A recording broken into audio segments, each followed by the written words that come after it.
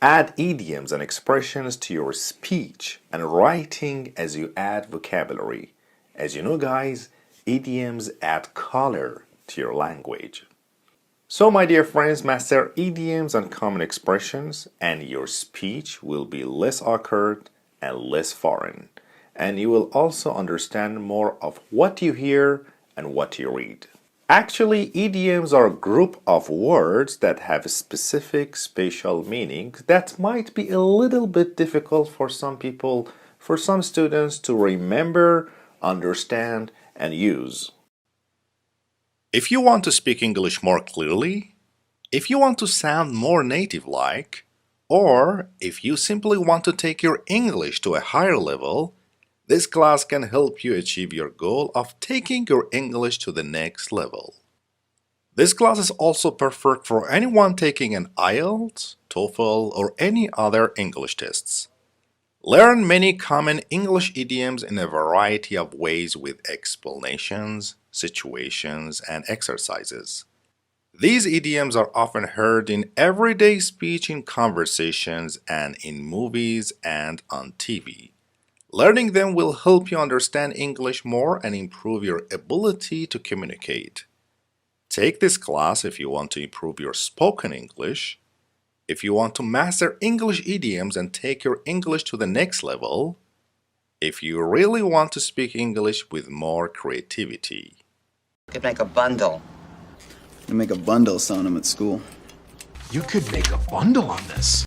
And guys, the techniques and the methods we have used in this course will help you remember these idioms and use them in real conversations and in real situations.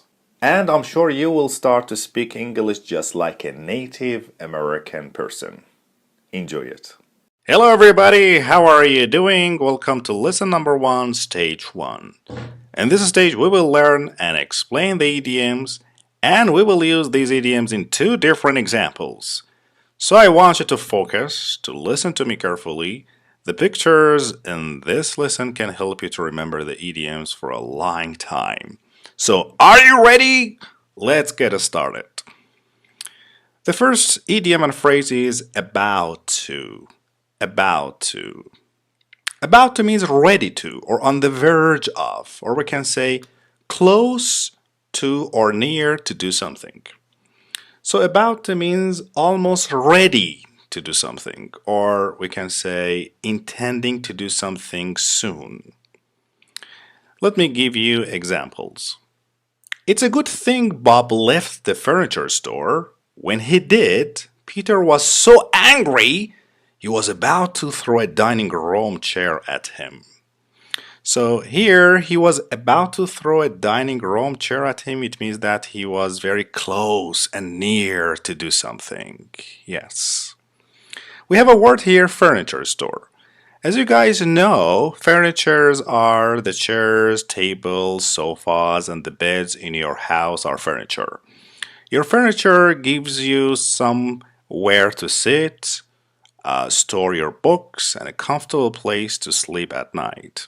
So furniture store is a place that actually sells these kinds of things. Let me give you the second example. I'm glad you're finally home.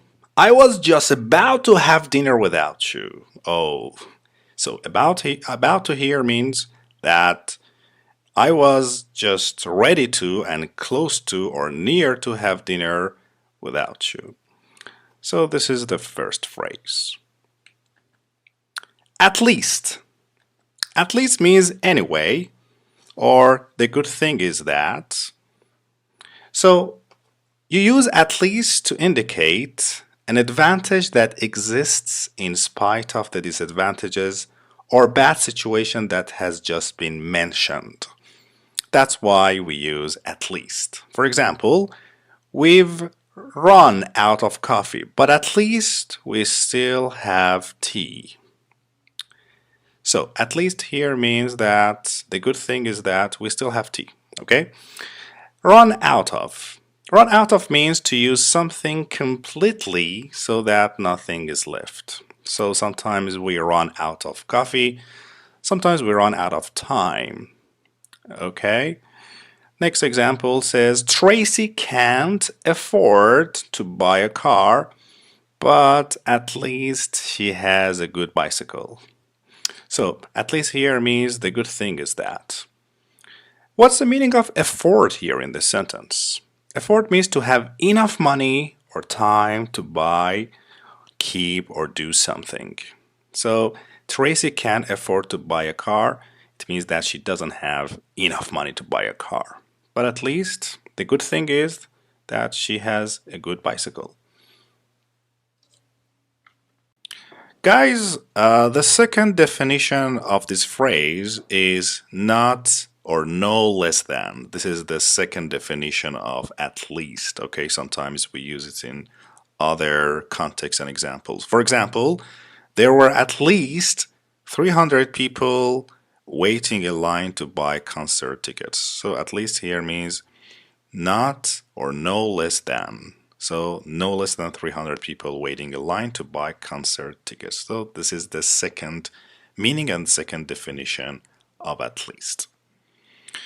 The next phrase and idiom is break the news. This is my favorite one. Break the news. You can see in this picture, one person is happy and the other person is sad. So break the news means to make something known, to make something public. Okay? For example, Samantha and Michael are getting married, but they haven't yet broken the news to their parents.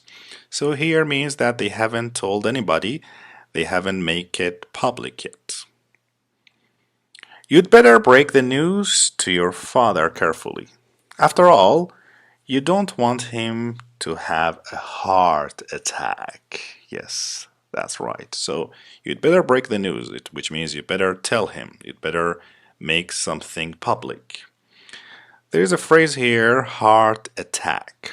Guys, heart attack is a sudden and serious physical problem in which the heart doesn't get enough blood, causing damage to the heart and sometimes death. Yeah, sometimes that person dies. So this is a heart attack. So this is the meaning of this phrase, break the news. Okay? To make something public, to make something known. Next idiom is to cost an arm and a leg. To cost an arm and a leg means to be very expensive. Why do we say arm and a leg? That's very simple. You know, giving up your arm and leg is very costly and expensive. You can't sell your arm and a leg, so because they are very, very expensive. So that's why in this situation we say cost an arm and a leg, which means to be very expensive. For example, a college education in America costs an arm and a leg, which means it's very, very expensive. All of the furniture at Honest Abe's costs an arm and a leg. They are very expensive and you have to pay a lot of money. They are very pricey, very costly. So that's the meaning of cost an arm and a leg. Try to use it in your everyday life, guys. It's very useful, very practical, and when we use this idiom all of the time in different clips, movies, and everyday conversation. Next idiom is dead end job. Dead end job. Dead end job means a job that won't lead to anything else. That's why we say dead end job.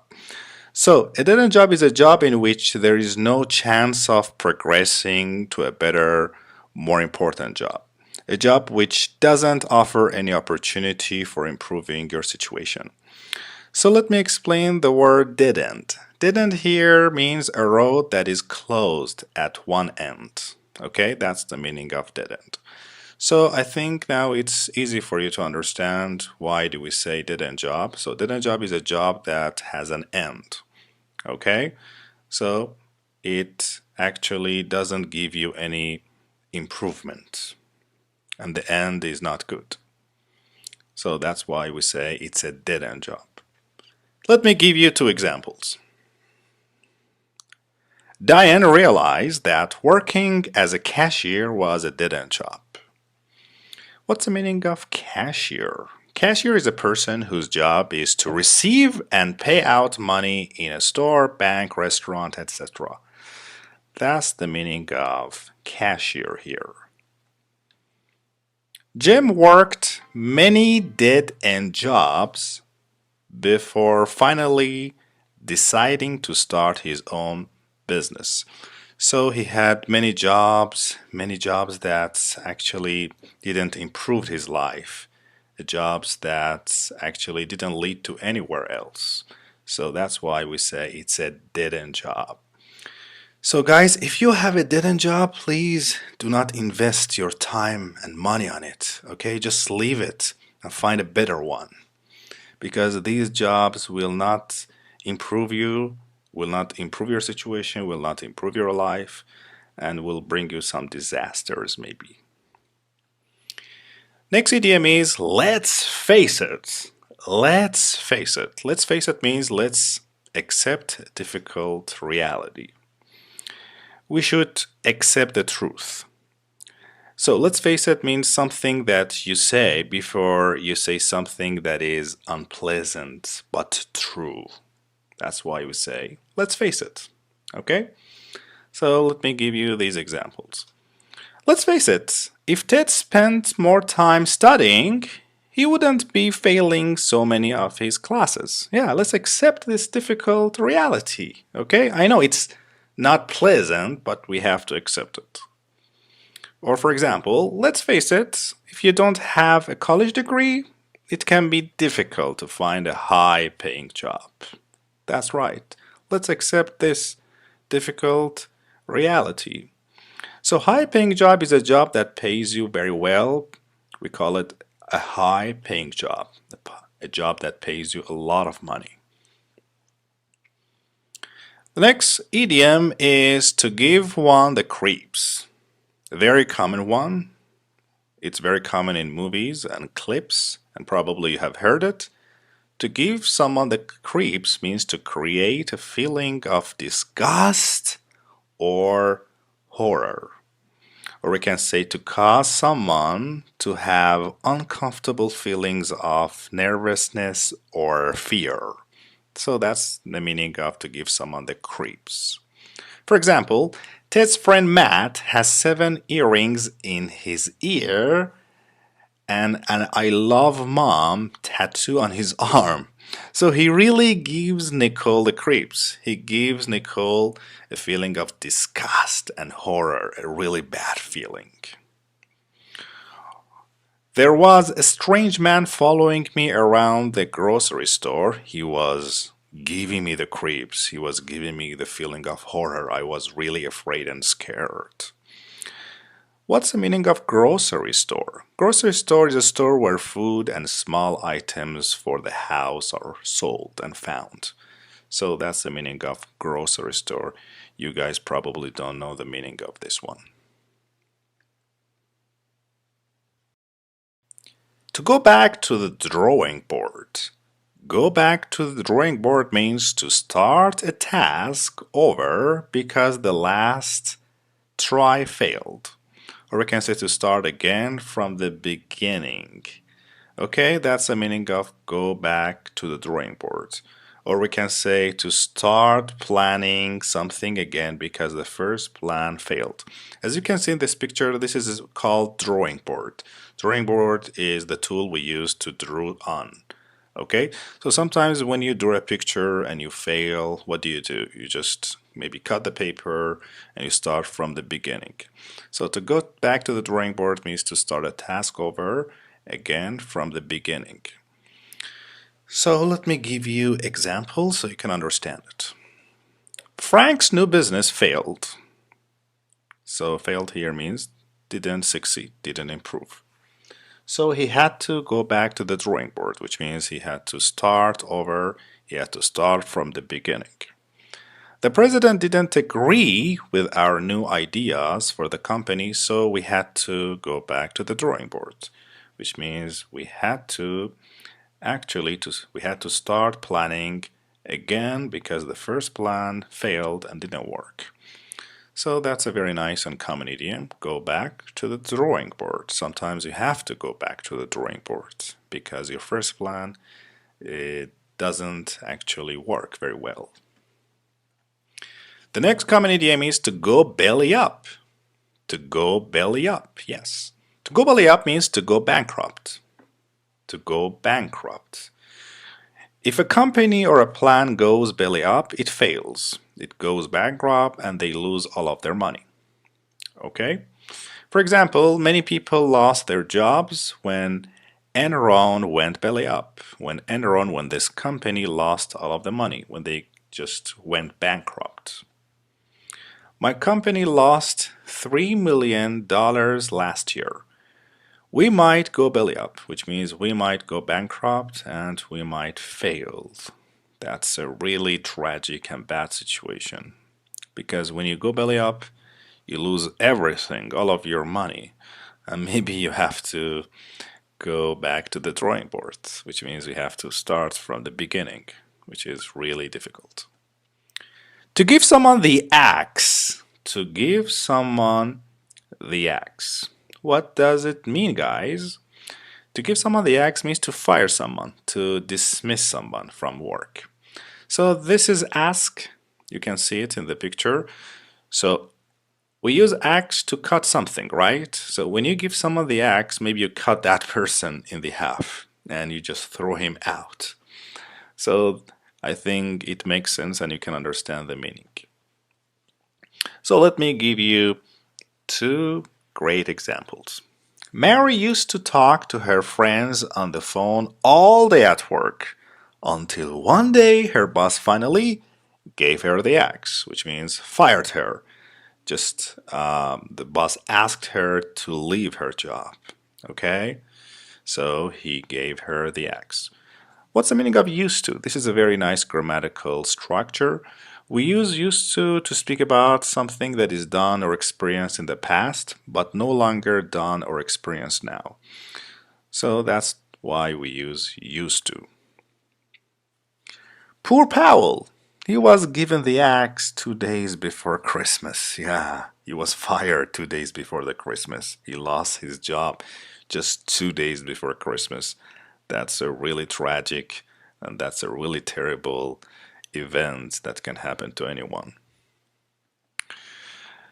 To lose one's temper. To lose one's temper means to become really angry. To suddenly become angry. There is another phrase which is to keep your temper. If you keep your temper, guys, it means you succeed in staying calm and not becoming angry. But when you lose your temper, you become angry, you can't control yourself, and maybe you do something really stupid. Bob always loses his temper when his kids start talking on the telephone during dinner. So he becomes really angry. When Ted handed in his essay 2 weeks late, his teacher really lost her temper. So his teacher really became angry. So we have a phrasal verb here, handed in. Handed in. If you hand in something such as homework or something that you have found, you give it to a teacher, police officer, or other person in authority. Okay? So that's the meaning of hand in. To make up one's mind. To make up one's mind means to reach a decision, to decide. This is another common and very useful and practical idiom used in everyday English and American life. To make up one's mind. It means to decide what to do or choose. For example, Stephanie couldn't make up her mind whether to attend Harvard or Stanford. Finally, she chose Stanford. So she couldn't decide. She couldn't make up her mind. Attend here, guys, means to go to an event, place, etc. You attend a meeting, which means you join a meeting. You go to that event or place. Do you want an omelette or fried eggs? You'll need to make up your mind quickly because the waitress is coming. So here it It means that you'll need to decide. You need to make up your mind. Okay? So guys, don't say decide, decide, decide. Stop repeating this word. Use this idiom. You should make up your mind. Okay? Next idiom is no point in. No point in. No point in means no reason to. It's not worth doing something. Actually, after no point in, we use a noun or the verb comes with ing. So, no point in means an action that will serve no purpose or will not give you any good results. For example, there is no point in worrying about things you can't change. Yes, there is no reason. Okay? Worrying about things you can't change. Exactly. I completely agree with this sentence. There is no point in going on a picnic if it's going to rain. Yes, it's not worth doing it. It's not actually value. There is no value here to go on a picnic if it's going to rain. So we usually say there is no point in, and then the verb comes with ing, like there is no point in studying French. There is no point in working in this company. Okay? And different other examples. To put up with. I love this phrasal verb. Put up with. A very nice one. Put up with means to endure or tolerate without complaint. Put up with, guys, means to accept an unpleasant situation or experience or someone who behaves unpleasantly. So we have to just accept an unpleasant and bad situation and go with it. So you have to put up with it. For example, for many years, Barbara put up with her husband's annoying behavior. Finally, she decided to leave him.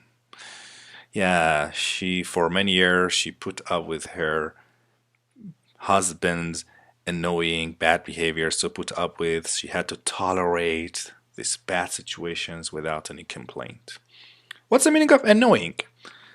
Guys, annoy means to make someone slightly angry or upset. So annoying behavior is a behavior that make you very angry and upset. I don't know how Len puts up with his mean boss every day. Yeah, I don't know how she can tolerate this situation.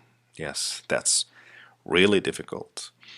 So that's the phrase and the idiom of this part. Put up with, okay? Put up with something or somebody.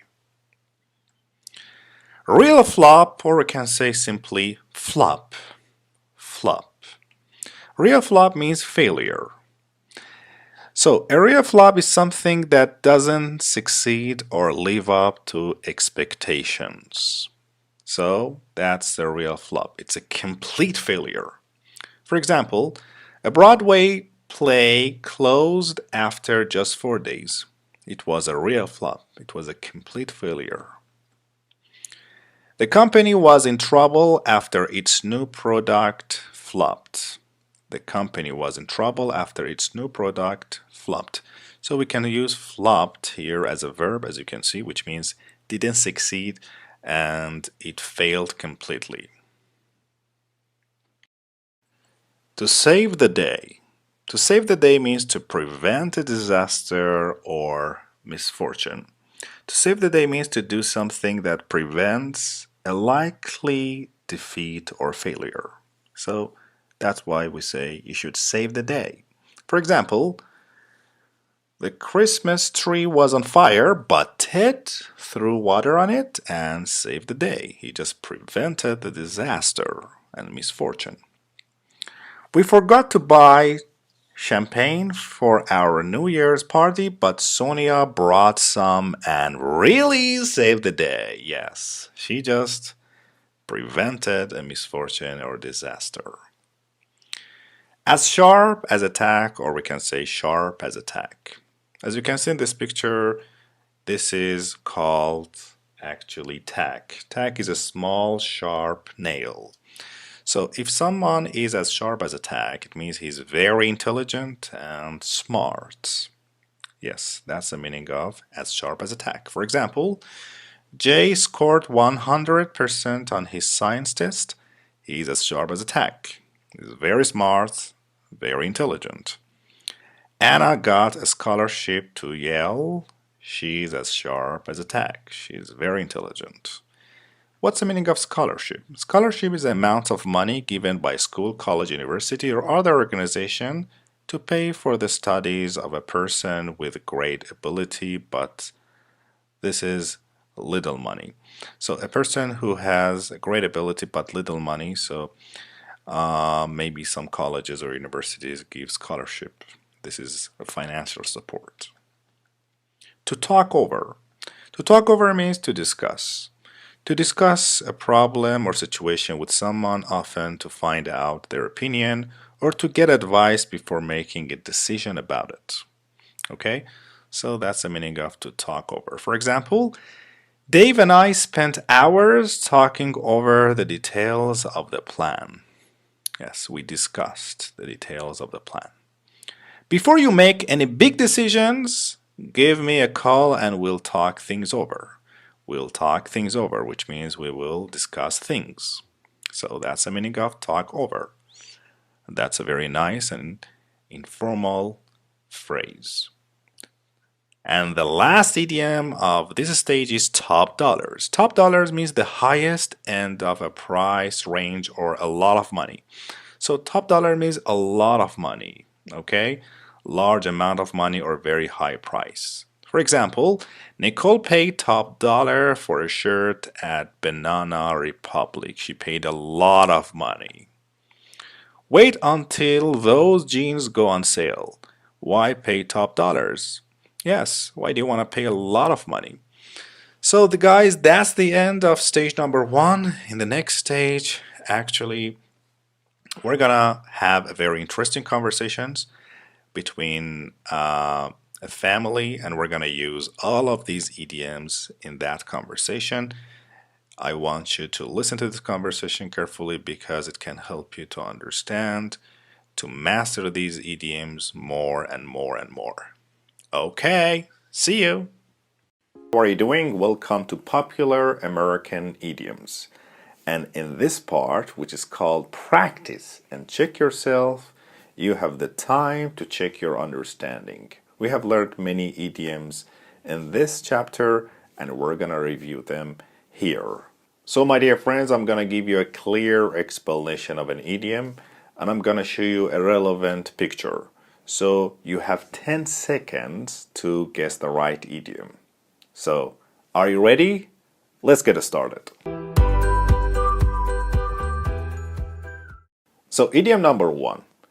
Guys, when we speak about a job that has no future, a job that won't lead to anywhere else.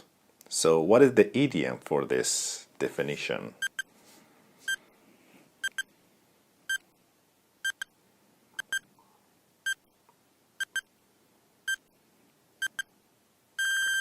That's right. The idiom for this definition is dead-end job. Yes, a dead-end job.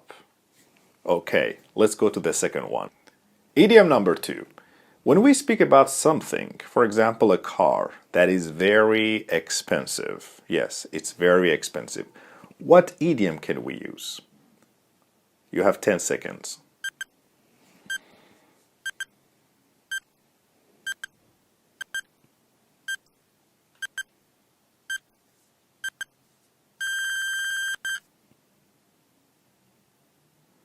That's right. We say cost an arm and a leg. For example, this car costs an arm and a leg.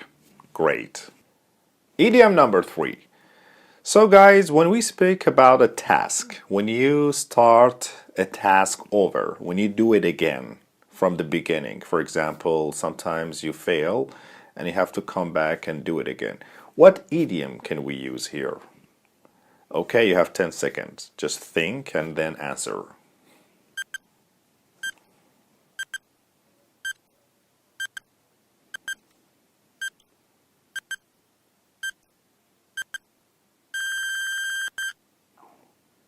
That's right, we say, go back to the drawing board. Yes, go back to the drawing board. When you go back to the drawing board, you start the task over. Idiom number 4. If my boss fires me, remove me from the job. What idiom and expression I can use here? Think deeply. You have 10 seconds.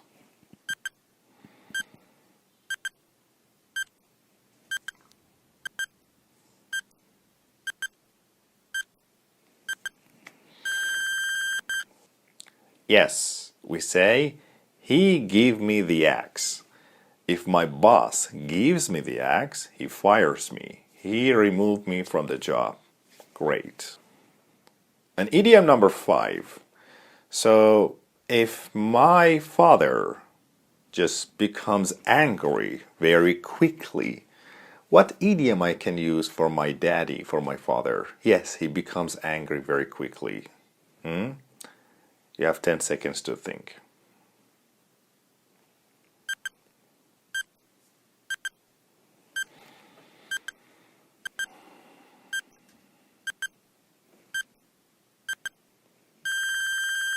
Okay, so what is your answer? That's right. I say my father is losing his temper. Yes, he's losing his temper. So if you lose your temper, you become angry very quickly and you cannot control yourself. The next idiom is about a horror and bad feeling. If my friend gives me a bad feeling, so what can I say here? What idiom I can use?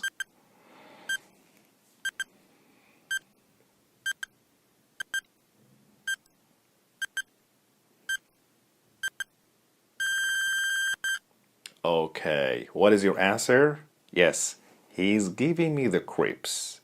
He's giving me the creeps. My friend gives me a bad feeling, a feeling of horror, right? Great. The next idiom is about money. Yes. You know, guys, I lost all of my money and I just went bankrupt. I have no money. So what American idiom we can use here? Can you guess? Think and answer me.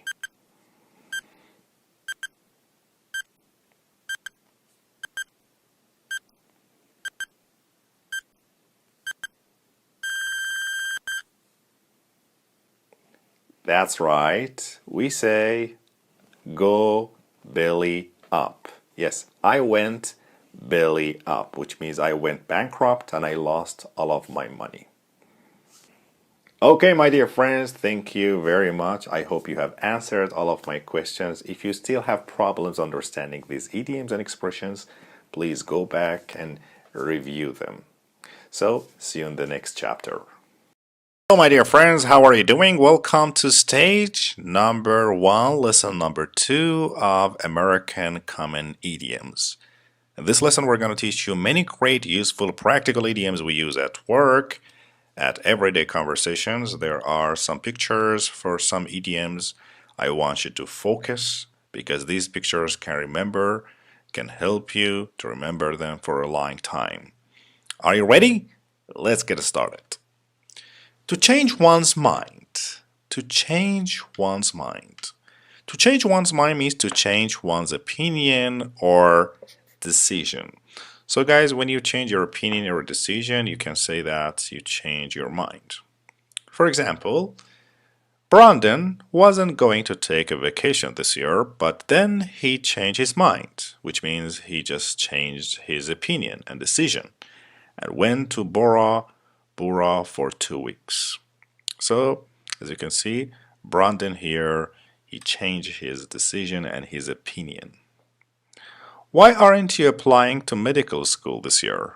Did you change your mind about becoming a doctor? Did you change your decision?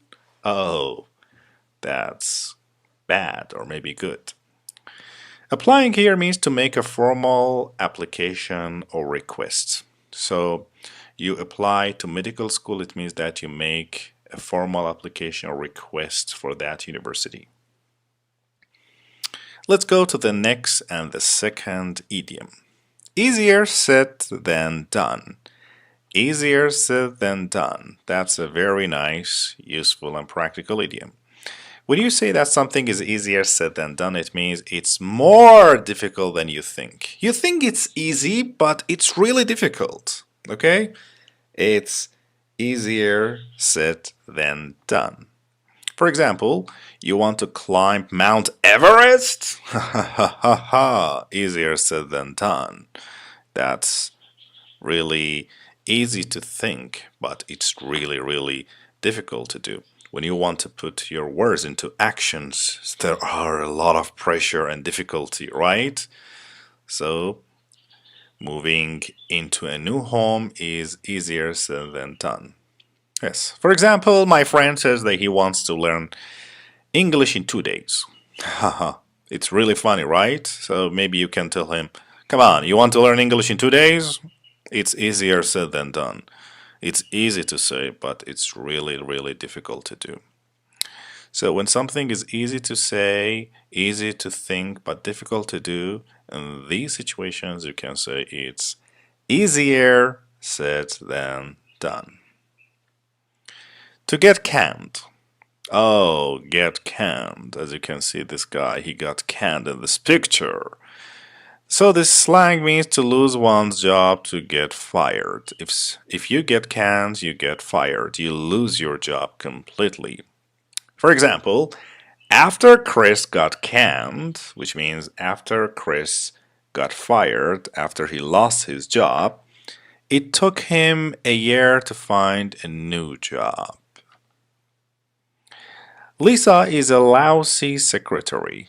She deserves to get canned. So here means that she should be fired because she is a really bad secretary.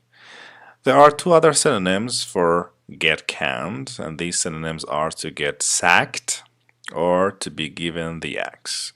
We learned this idiom in the previous lesson number 1, to give somebody the axe, which means to fire somebody. Can you remember it? I can still remember. That's perfect. So you can use this idiom in your everyday life. If somebody loses his job, you can say, oh, Jack got canned, which means he just lost his job. This useful idiom is to hang in there. Hang in there. If you tell somebody hang in there, you just tell him to preserve, not to give up. Okay? When people are in difficult situations, maybe they stop working, maybe they stop actually improving, but you should encourage them. You should give them a positive feeling. You should tell them, hang in there, which means don't give up. So this is a kind of encouraging sentence and phrase. For example, I know you are 4 games behind, but you can still win the tennis match. Just hang in there. Yes, don't give up. Hang in there. Hang in there, Don. Your invention will soon be success. So here, hang in there is a very nice sentence you can use to encourage your friends, to tell them not to give up, okay? So if your friends are in difficult situations, you can tell them to hang in there, which means not to give up. If worse comes to worst. If worse comes to worst means in the worst case, if absolutely necessary. If you are in a really bad situations, so maybe you have to do something and you will be forced to do something. So you can say if worse comes to worst. For example, Ted's car isn't running well. If worse comes to worst, he can take the bus to school. So here means if it's absolutely necessary, if his car didn't work at all, maybe in that terrible situations, as the last option, he can take the bus to school. I know you are running out of money. If worst comes to worst, you can always sell some of your jewelry. Yes. If absolutely necessary, if you are in a really bad situations, if you have no money, as a last option, you can sell some of your jewelry. Guys, jewelry are decorative objects worn on clothes or on the body, such as rings, necklaces. We call them usually jewelry, and they are very expensive. To keep one's chin up. Keep your chin up. Yes, I always use this idiom with my friends. Keep your chin up, which means to stay positive. If you tell people keep your chin up, you are telling them to stay positive. For example, even when he was unemployed and homeless, Bill managed to keep his chin up. So even when he was unemployed, which means jobless, he didn't have a job, and homeless, which means he didn't have a home and house, Bill managed, which means he was successful to keep his chin up. He was successful to stay positive. Okay, I'm very proud of you, Bill. Keep your chin up. You will find your lost dog soon. Keep your chin up, which means stay positive. Don't give up.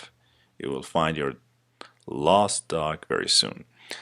So when people are in negative mood, when they are in the bad mood, this is another encouraging sentence you can use. You can tell them keep your chin up, which means stay positive, look on the bright side, just think positively. Good things will happen to us. I believe if you think positively, good things and positive things will happen to you. Last resort. Last resort. This is a very nice idiom. Last resort. If there are no other alternatives, option left, the last solution for getting out of difficulty. So we can use last resort when we speak about the last solution for getting out of difficulty, out of difficult situations. For example, David was locked out of his house. He knew that as a last resort, he could always break the window. Yes, this is the last option. This is the last solution because the door is locked out of his house. There is no other option.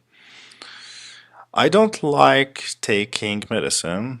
I only take it as a last resort. I think I'm like that. I never take medicine, but if I become very, very, very sick as a last resort, as a last solution, maybe I will take some pills. And my mother really becomes angry when I do that. The next useful idiom is to live from hand to mouth. To live from hand to mouth. To live from hand to mouth means to barely have enough money to live, to hardly have enough money to live and survive. So sometimes you don't have a lot of money, you have just a little money to, I don't know, maybe buy some breads and some cheese. So we say maybe you live from hand to mouth. These days, many people, poor people, live from hand to mouth. For example, Jenny was earning $5 an hour working at the store. She was really living from hand to mouth. Yes, she was barely having enough money to live and survive. George is really poor. He lives from hand to mouth. Yes, he is really poor. He lives from hand to mouth. He can make just a little money to live and survive. So these people live in really difficult and hard situations.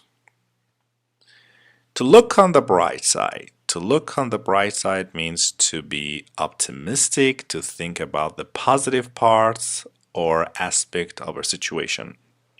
So guys, when you think positively, when you think actually in a positive and a good way, you say that you look on the bright side. For example, Leo was upset that his soccer game was cancelled. His mother said, look on the bright side. Now you can stay home and watch TV. Yes, just be optimistic. Okay, just think about the positive part. You lost your job? Look on the bright side. Now you will have more free time. Yes. So I think if you look on the bright side, you can always stay happy and optimistic in your life, right? Yes. I myself, when I'm sad, when I lose my job, when I break up with my girlfriend, maybe I just look on the bright side. I tell myself I can find a better girlfriend, right? Maybe a more beautiful one. To make ends meet. Very nice, very practical, and very common idiom. We use it many times in movies. To make ends means to manage one's money so as to have enough money to live, to be okay financially. To be okay financially, so if you have enough money to live and if you are okay financially, we say that you can make ends meet. Kimberly wasn't able to make ends meet, so she had to ask her parents to pay her rent. So she was not okay financially, she didn't have enough money, so she had to ask her parents to pay for her rent. If you can't make ends meet, you will need to start spending less. Exactly. If you are not okay financially, if you don't have a lot of money, enough money to live, maybe you should spend less. You should be a little bit, maybe, stingy and economical. Out of work. I think the meaning of this idiom is pretty clear. Out of work. Out of work means unemployed, not working. If you don't have a job, we say that you are out of work. You are jobless. Gary was out of work for a year before finding a new one. He was jobless, he didn't have a job, he was unemployed for a year. Bob is out of work. Do you know anybody who might want to hire him? Yes, he's jobless, he doesn't have a job. So if you want to say that a person has no job, has no work, you can say that he is out of work, okay? He's out of work. Right-hand man. Right-hand man. Right-hand man is the most helpful assistant or employee. We call it the right-hand man. If you have a very helpful assistant or employee or a person in your life, you can call him, he's my right-hand man. A person who can support you and he's always useful, he's always available, he can always actually maybe give you money, help you, give you some solutions. For example, Joan's right-hand man helps him make all of his decisions. So I think Joan is very lucky because he has a person in his life that is very helpful and helps him all of the time. When Jack Thompson retired as president of his company, his right-hand man took over. Yes, took over means he just took the job. He just took the responsibility. So I think it's really, really important in your life to have a right-hand man, a person, a very helpful person that can help you all of the time when you are in trouble, whether you need money, whether you need advice, whether you need some solutions. So guys, do you have a right-hand man in your life? If yes, please keep it. To set eyes on somebody or something means to look at or to see for the first time. So that's the meaning of to set eyes on something or somebody.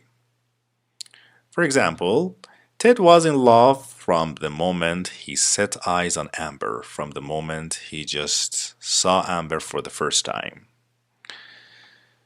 Susan knew from the moment she set eyes on Ted's friend Lucas that he would be trouble. Yes. So when you just see something or somebody for the first time, we say that you look eyes on him or her. Okay? So that's the meaning of set eyes on somebody or something. To stab someone in the back. To stab someone in the back means to betray someone. Okay? To stab someone in the back. So to betray someone. As you can see in this picture, you can see the guy, he's trying to stab the other man with suitcase, or we can say a briefcase in the back. He's trying to betray him. Jill and Heather were friends until Heather stabbed Jill in the back. by stealing her boyfriend. Yes. Oh, I think Heather just betrayed Jill. She cheated on him. She stabbed him in the back, okay, by stealing her boyfriend. Okay, you are firing me after all I have done for this company? You are really stabbing me in the back. You are really betraying me. Yes. So to stab somebody in the back here means to betray somebody, okay? That's the meaning of this idiom, and try to understand it, try to learn it. To be stressed out. To be stressed out means to be under severe strain, or we can say to be very anxious, to be very worried. So that's the meaning of to be stressed out. Al is so stressed out about his job that he can't sleep at night. So I think he's very anxious, very worried. He's very stressed out. He can't sleep at night. You've been so stressed out lately. You really need to take a long vacation. Yes. So you've been very worried and anxious lately. So you'd better maybe take a long vacation. Yes.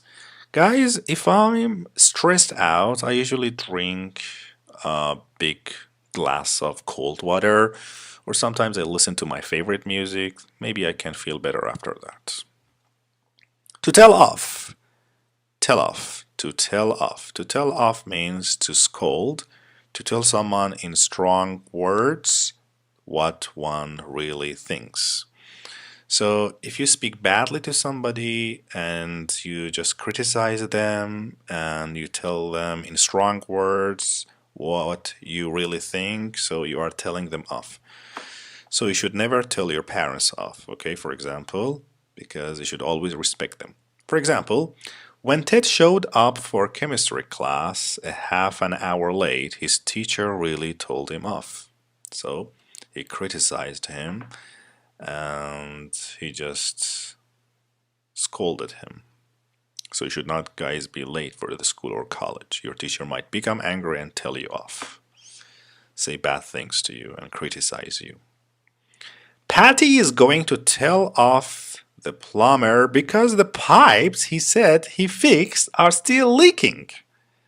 Yeah, I think she should tell him off. She should criticize, she should scold him.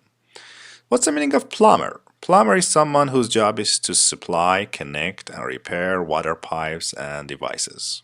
So we call it plumber. And leaking here means to allow liquid or gas to escape from a hole or crack. So that's the meaning of leaking. Thank goodness. Thank goodness. Thank goodness means I'm grateful, I'm relieved. Yes. When you are happy, especially after a really difficult situations, you say thank goodness. Thank you, God. That's, for example, I didn't get hurt. Let me give you an example. When Ted came home at 4 a.m. last Sunday, his mother said, "Oh, thank goodness you're home. I was so worried about you." So this is a feeling of relief. You are very happy and you are very grateful that something happened to you. So in these situations, you can say, thank goodness. Thank goodness you didn't go to California on Monday. It rained there every day this week. Yes. I'm grateful. I'm very happy that you didn't go to California on Monday. Yes. So that's why we say thank goodness. Sometimes we can say thank God. So there is no difference. To think big. Can you guess the meaning of this idiom? Think big. Yes, that's correct. Think big means to set high goals. Okay? For example, don't just think of buying a small house or a small car. Think of maybe having a very good job, earning millions of dollars. Okay? Think big, bigger. For example, why run for governor of New York? Think big. run for the President of the United States. Ken and Sandra hope to sell their house for $3 million. They always think big. They always have some high goals in their life. I think if you want to be successful in your life, you should always think big, okay? What's the matter? What's the matter means what's the problem? So that's very easy. And this is an American idiom. For example, what's the matter, Bob? You don't look very happy. Yeah, what's the problem? Oscar looks very pale. What's the matter with him? Yeah, what's the problem with him? What's wrong with him? So what's the matter means what's the problem, or we can say what's wrong, okay? That's it, yes. And I think you know it. It's really easy, and American people use it all of the time. When pigs fly, when pigs fly. Do you think pigs can fly, guys? Never. So when pigs fly means something that never happens, and this is a really nice slang. Will Ted teach Nicole how to play the guitar when pigs fly? Never. Sure, I'll give you my new laptop when pigs fly. Yeah. Do you think I can learn English in maybe 2 weeks? When pigs fly, that will never happen. So if you want to say that something never happens, you can say, when pigs fly. There are some other synonyms for when pigs fly or never. You can say when hell freezes over or never in a million years. Never in a million years. You want to learn English in 2 weeks? When the hell freezes over or never in a million years. So guys, that was the end of lesson number 2. I hope you have enjoyed learning these idioms. In the next stage, we're going to use all of these idioms in different actually sentences and conversation. Do not forget to listen to this conversation. Understanding these idioms in this conversation can help you to master them. Good luck! Welcome to this part, practice and check yourself. So in this part, like always, as you know, I'm going to give you a clear picture of an idiom and a clear explanation of an idiom. So you have 10 seconds to guess the right idiom. So are you ready? Let's get started. So the first idiom. When we guys speak about something that can never happen, that's impossible to happen. So what idiom and expression we can use here? You have 10 seconds to think.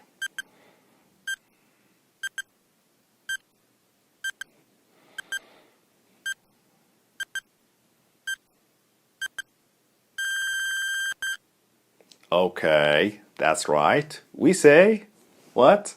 Yes, we say, when pigs fly. When pigs fly, which means something will never happen. Idiom number 2. You know, guys, my friend is actually a very helpful assistant. He's a very helpful assistant at work, and I appreciate his help. So when we speak about a person or an assistant that is very helpful, what idiom and expression we can use here? Can you guess? Think.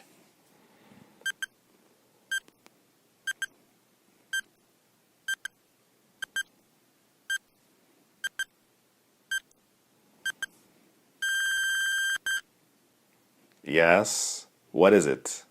Yes, I say my friend is a right-hand man. Yes, a right-hand man, which means a very helpful assistant or employee or sometimes friend. Idiom number 3. You know, guys, these days I barely have enough money and cash to survive. Yes, I don't have enough money. I should find a good job. So, what idiom comes to your mind? What is the idiom for this? Can you guess? Think for 10 seconds.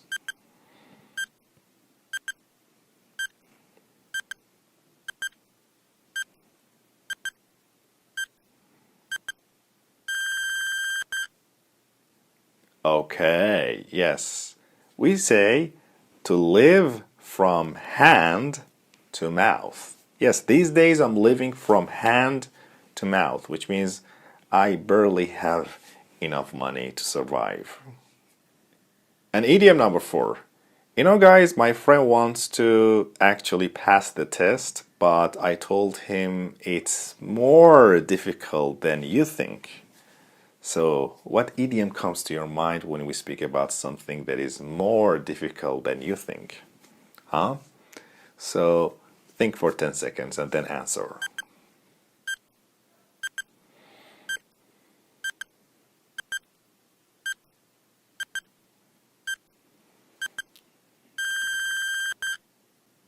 Yes, we usually say easier said than done, right? Easier said than done, which means it's more difficult than you think. The next idiom. Guys, if you tell a person to be optimistic, to actually stay positive despite difficulties, what idiom and expression we can tell him? Do you know? Think for 10 seconds, then reply.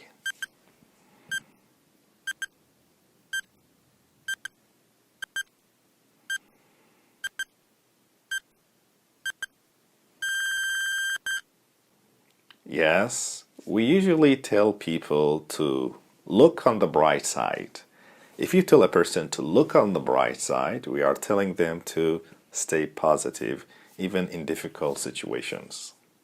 Okay, and the last idiom is about when we speak about actually the last solution, if there is just one solution or the last solution to get out of a difficulty or problem.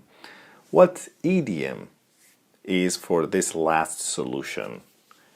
Can you remember that? Think.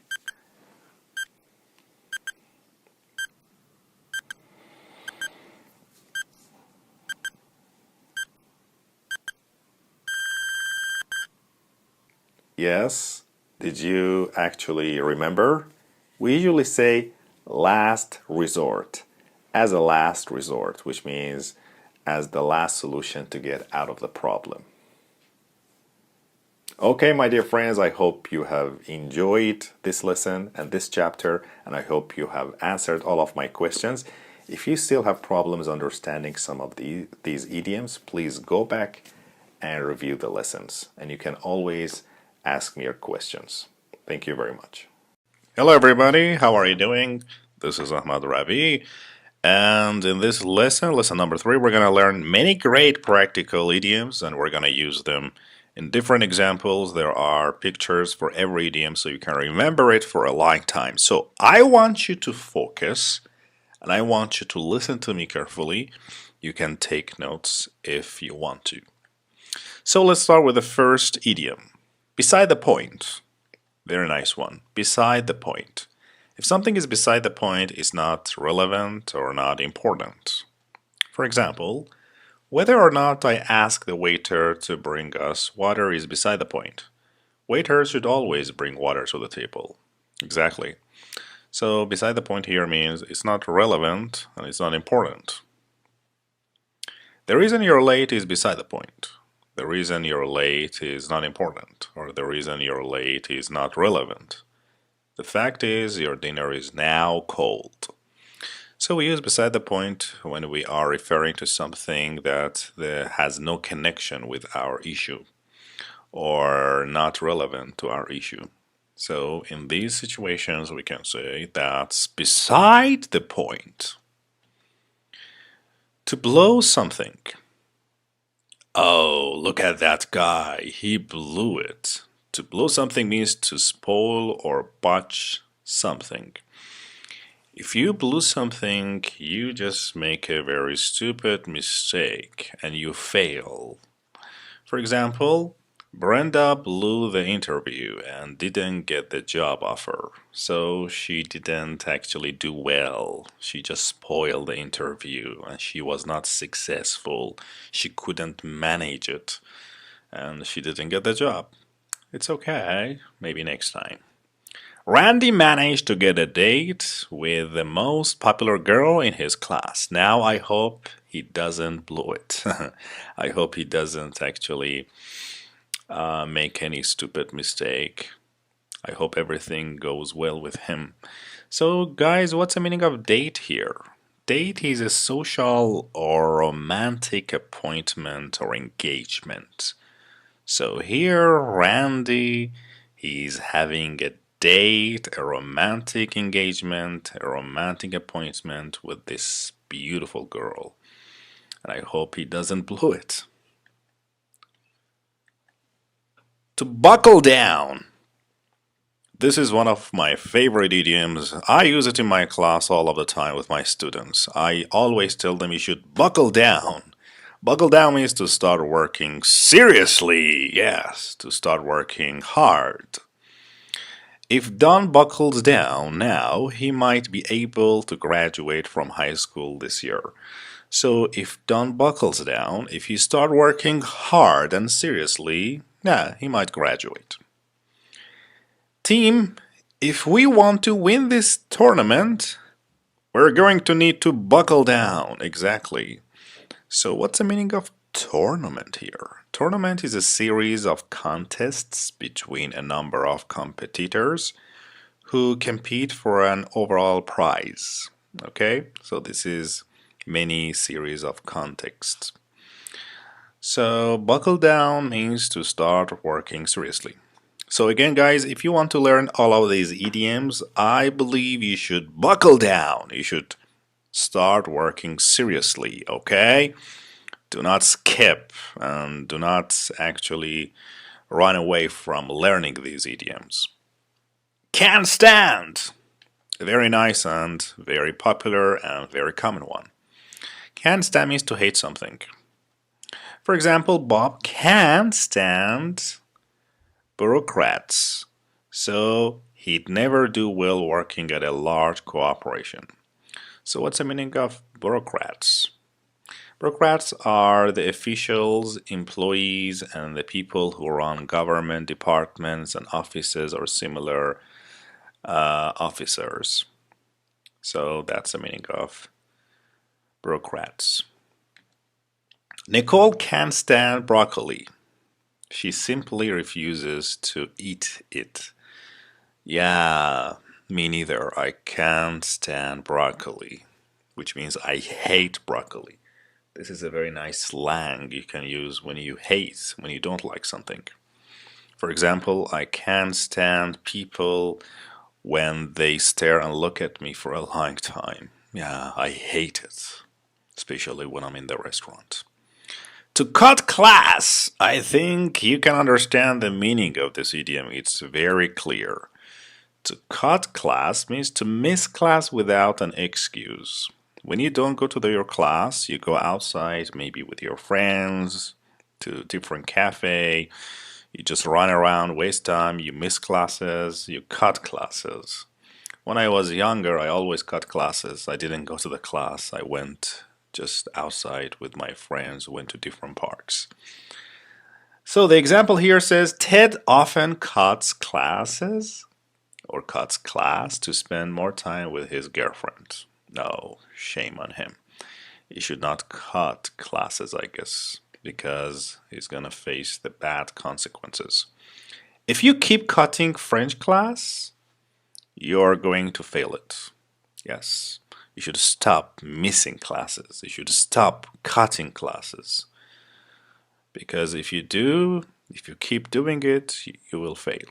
So guys, do not cut classes in your life. Yes, this is my experience. Be real. Be real. What does it mean? Be real means to be serious or realistic about what's going on. So if you tell people to be real, you are telling them to be serious about something, to be realistic about something, and stop joking.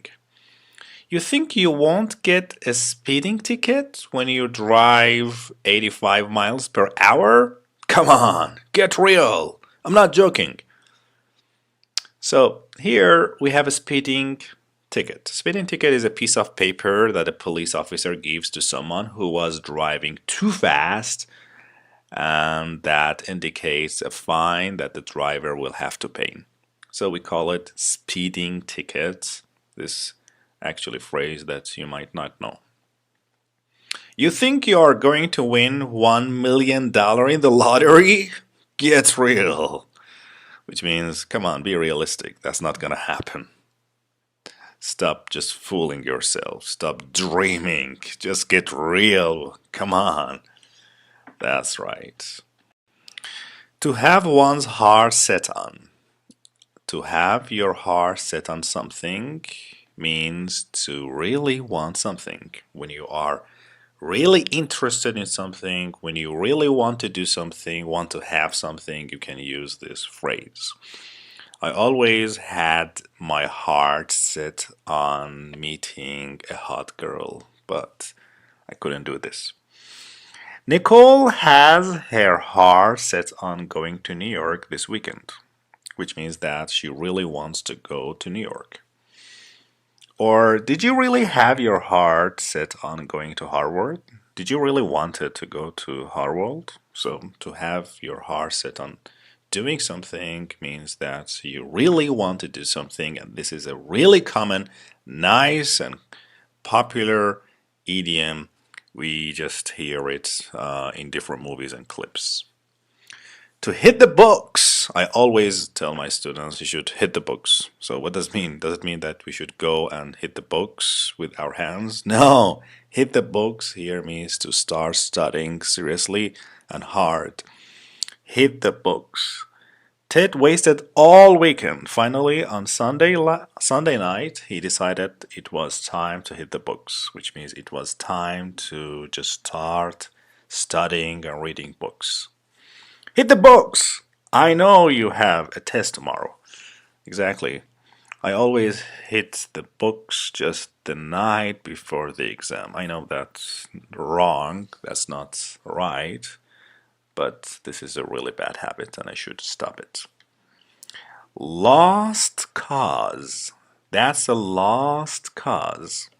When we speak about something that's lost cause, we say that's hopeless.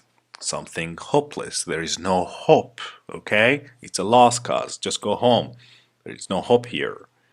For example, Cindy spent 5 years studying Russian. Finally, she realized it was a lost cause. It was something hopeless. She would never learn it. Exactly. Jack needs to stop drinking so much coffee, but he's so addicted to caffeine that it is a lost cause. Exactly. He can't stop drinking coffee. So it's something hopeless. For example, if you think you can learn English in 2 weeks, I think that's a lost cause. That's something completely hopeless. You can never do this. It's impossible. Yes.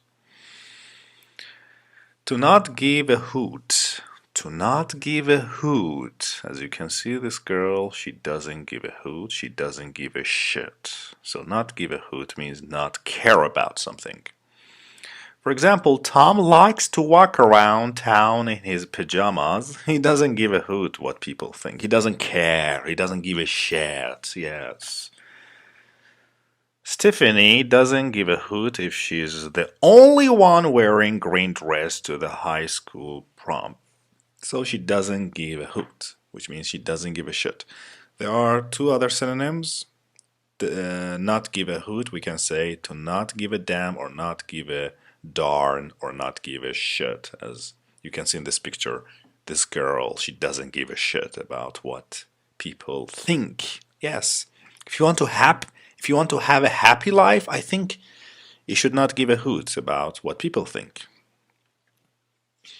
Over someone's head. Over someone's head. If something is over your head, it's beyond one's understanding. So you cannot understand it because it's just over your head. It's beyond your understanding. You cannot understand it.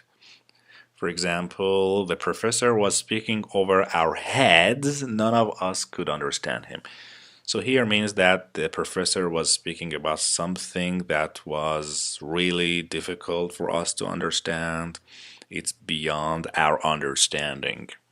The article on cloning was written for scientists. It was over my head. Yes, it was beyond my understanding. Guys, to be honest with you, philosophy is over my head. I cannot understand it. I don't know what it speaks about,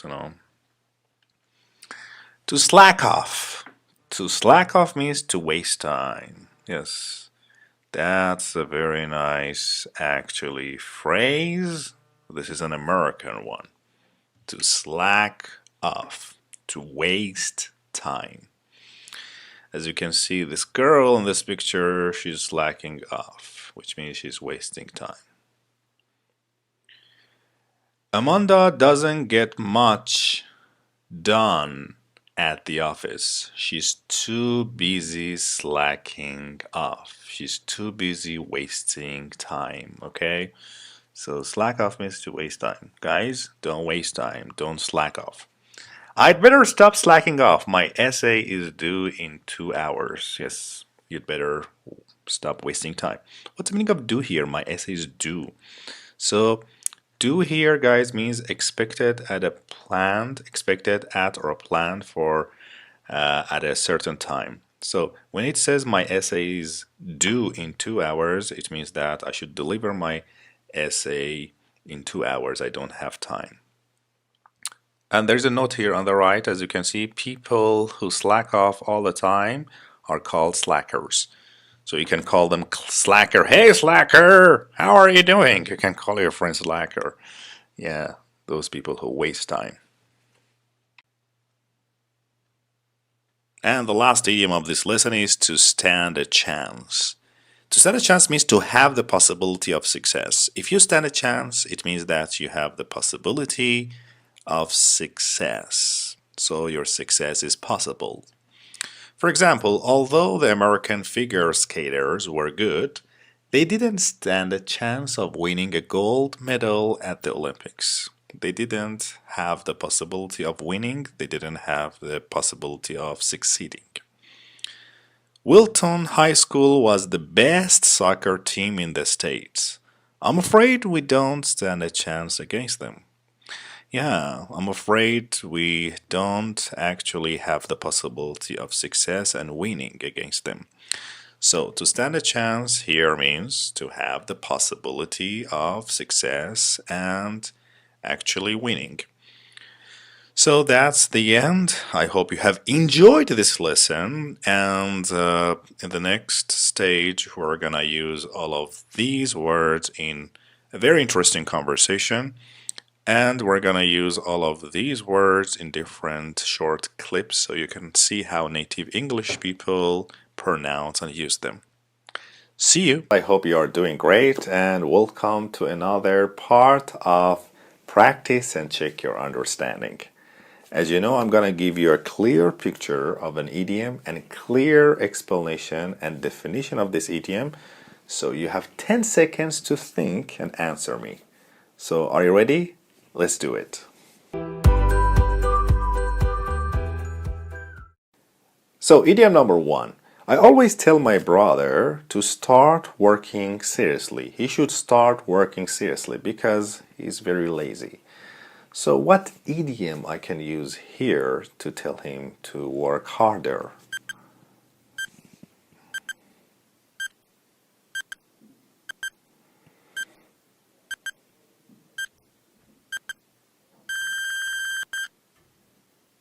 Yes. What is the idiom? I should tell him to buckle down. Yes. Buckle down means to start working seriously. Buckle down. Idiom number 2. You know, guys, my sister wants to travel to Canada. She really wants to travel to Canada. So, what idiom I can use for my sister that she really wants to travel to Canada? Huh?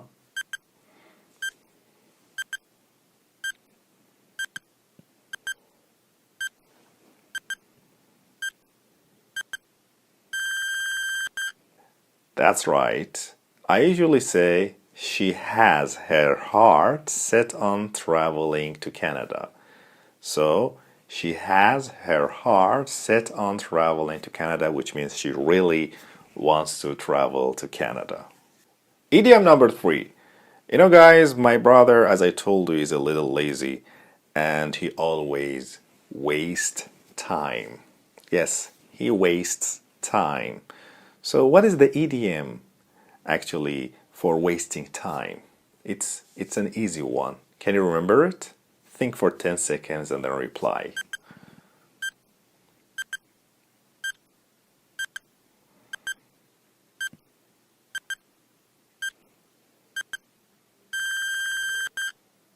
That's right. We say he's slacking off. So we should tell him don't slack off or stop slacking off, which means stop wasting your time. Yes, stop slacking off. The next idiom. You know, guys, in my family, my father doesn't care at all about my problems, about my needs. So when we say that somebody doesn't care about something, what idiom can we use here? Can you remember?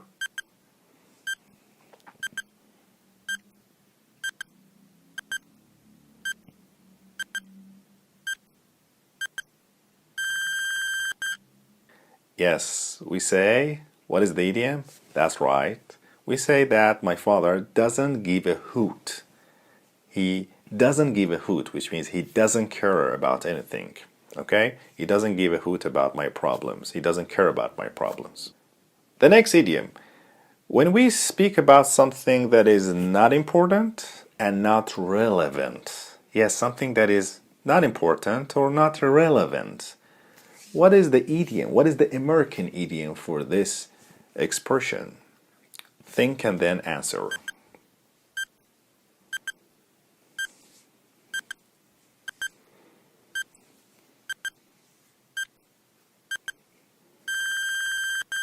That's right. When we speak about something not important or not relevant, we say that's beside the point. That's beside the point, which means that's not relevant or not important, or we are speaking about something completely different. That's beside the point. And the last idiom of this chapter we want to review here is about something that's hopeless. Yeah, when we speak about something that is hopeless and there is no hope in something, what idiom can we use here? Can you remember?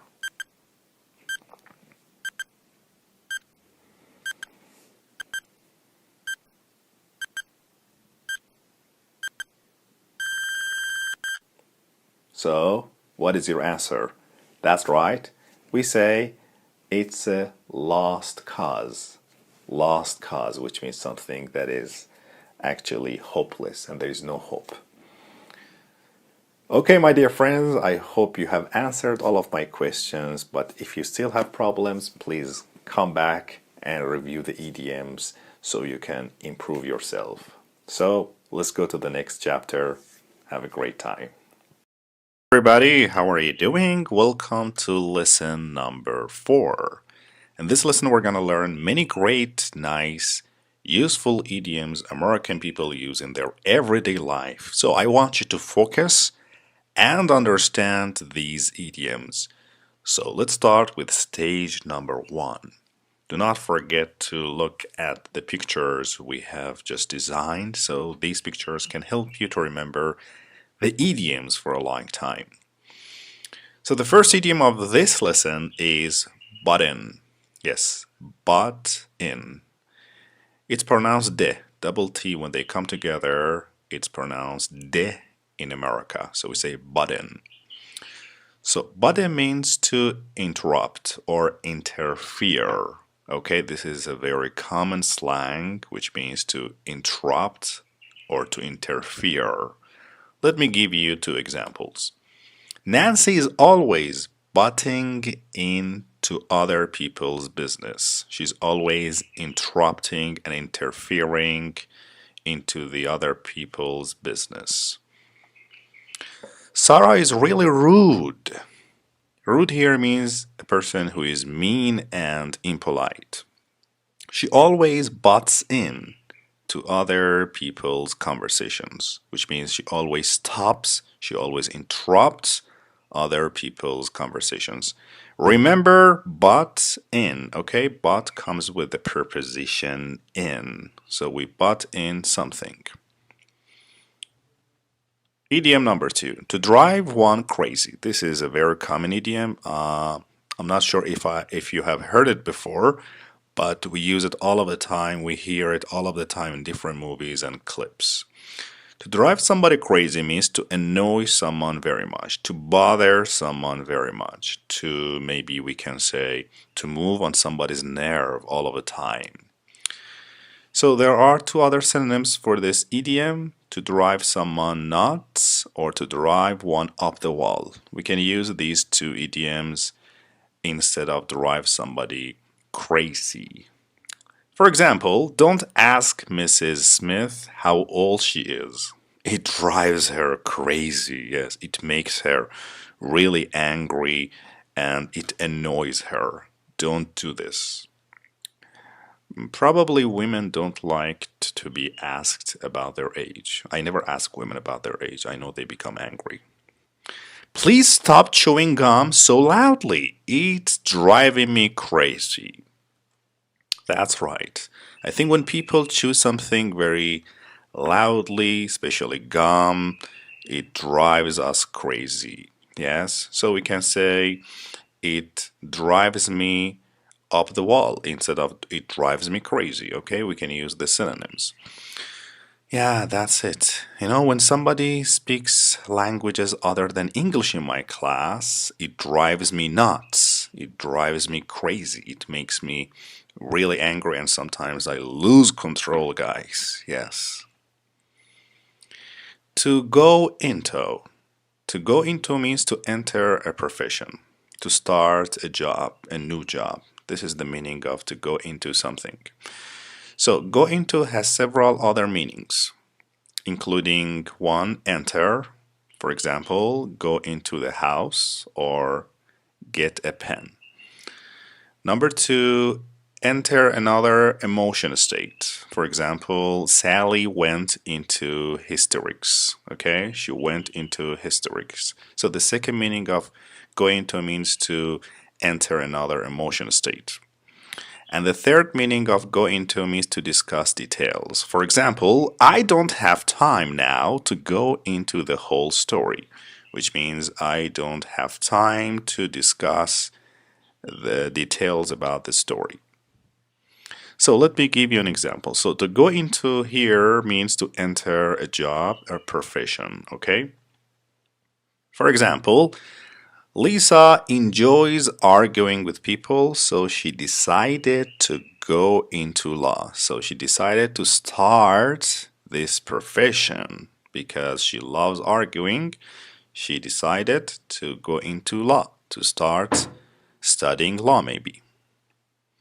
Do you like solving people's problems? If so, you should consider going into psychology. Exactly. So, go into something here, it means to start, to enter a profession. And as I told you and explained for you, go into has 3 other different meanings, and I explained them for you. Try to understand them. And this is a very common phrase. We use it in different text and newspapers. Green with envy. Green with envy. Green with envy means desiring another's advantages or thing. When you feel jealous, you just feel green with envy. So green with envy means you want something that others have, maybe a car or maybe a profession. That's a very negative and bad feeling.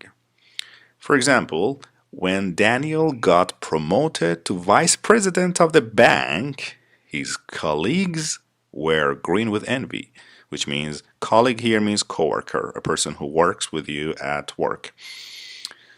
And there is a word here, promote. Promote means the action of raising someone to a higher position or rank, or the fact of being so raised. So when somebody is promoted, means that he's raised to a higher position. So that's why his colleagues, his coworkers, are green with envy. They are very jealous.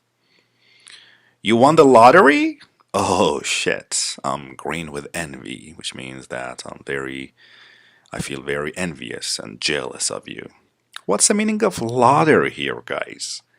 Lottery is a system of selling number tickets and giving prizes to those people whose numbers are chosen by chance. So we give prizes to those people whose numbers are chosen by chance. This system is called lottery. Have you won the lottery, guys? I did 2 years ago.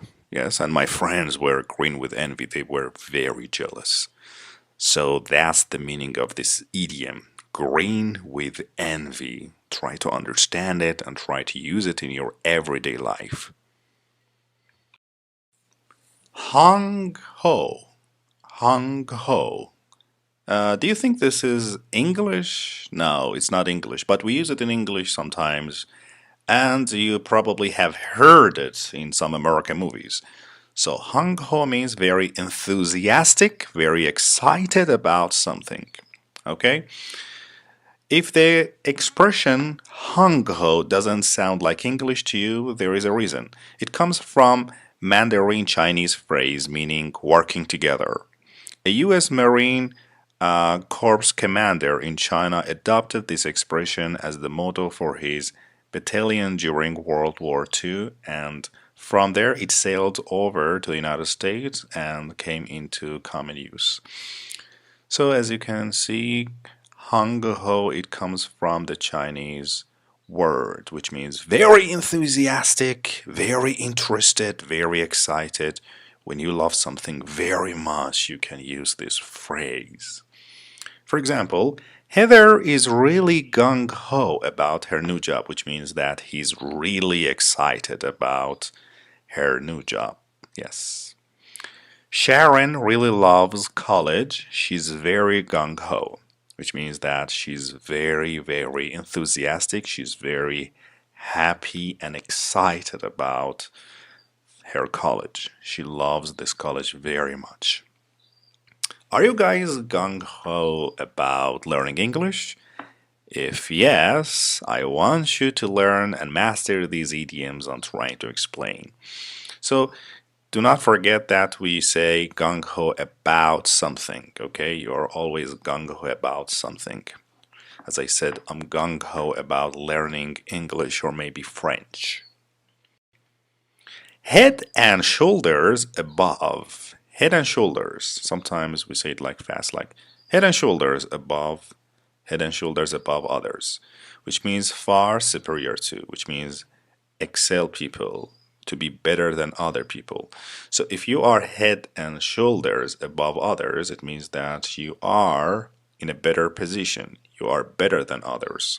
For example, the Boston Symphony Orchestra is head and shoulders above any other orchestra in the area, which means that it's better than other orchestra in that place. I can't believe you only won second prize in the competition. You were head and shoulders above the first prize winner. Yeah, which means that you were better than the first prize winner. So, head and shoulders. I think I am head and shoulders above my friend Marshall because I can speak 6 languages, but he can only speak 2 languages. So I'm far superior to him, right? Yes. To hit the nail on the head. Hit the nail on the head. To hit the nail on the head means to be right, to be exact. So if somebody says something exact, we can say that you hit the nail on the head. As you can see in this picture, the guy is trying to hit this nail on the head. So if you hit the nail on the head, you can just, easily fix something, right? So, but hit the nail on the head here means to be exact and to be right. For example, Don hit the nail on the head when he said that Tiffany is jealous of Amber. He just said the exact thing. That was completely correct and right. Steve hit the nail on the head with his idea of moving his company's manufacturing facility to China.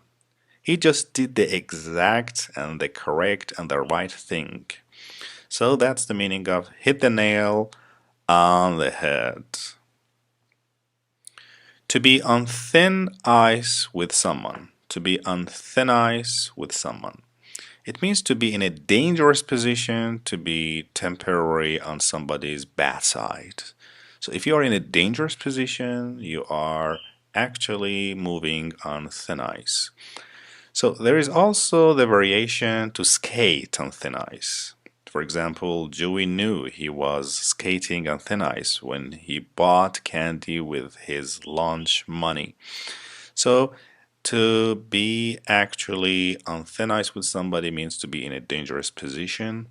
For example, Joey was on thin ice with his mom after he spent his lunch money on candy bars. Yes. So he was in a dangerous situation, and actually his mother, I think, is gonna become really angry.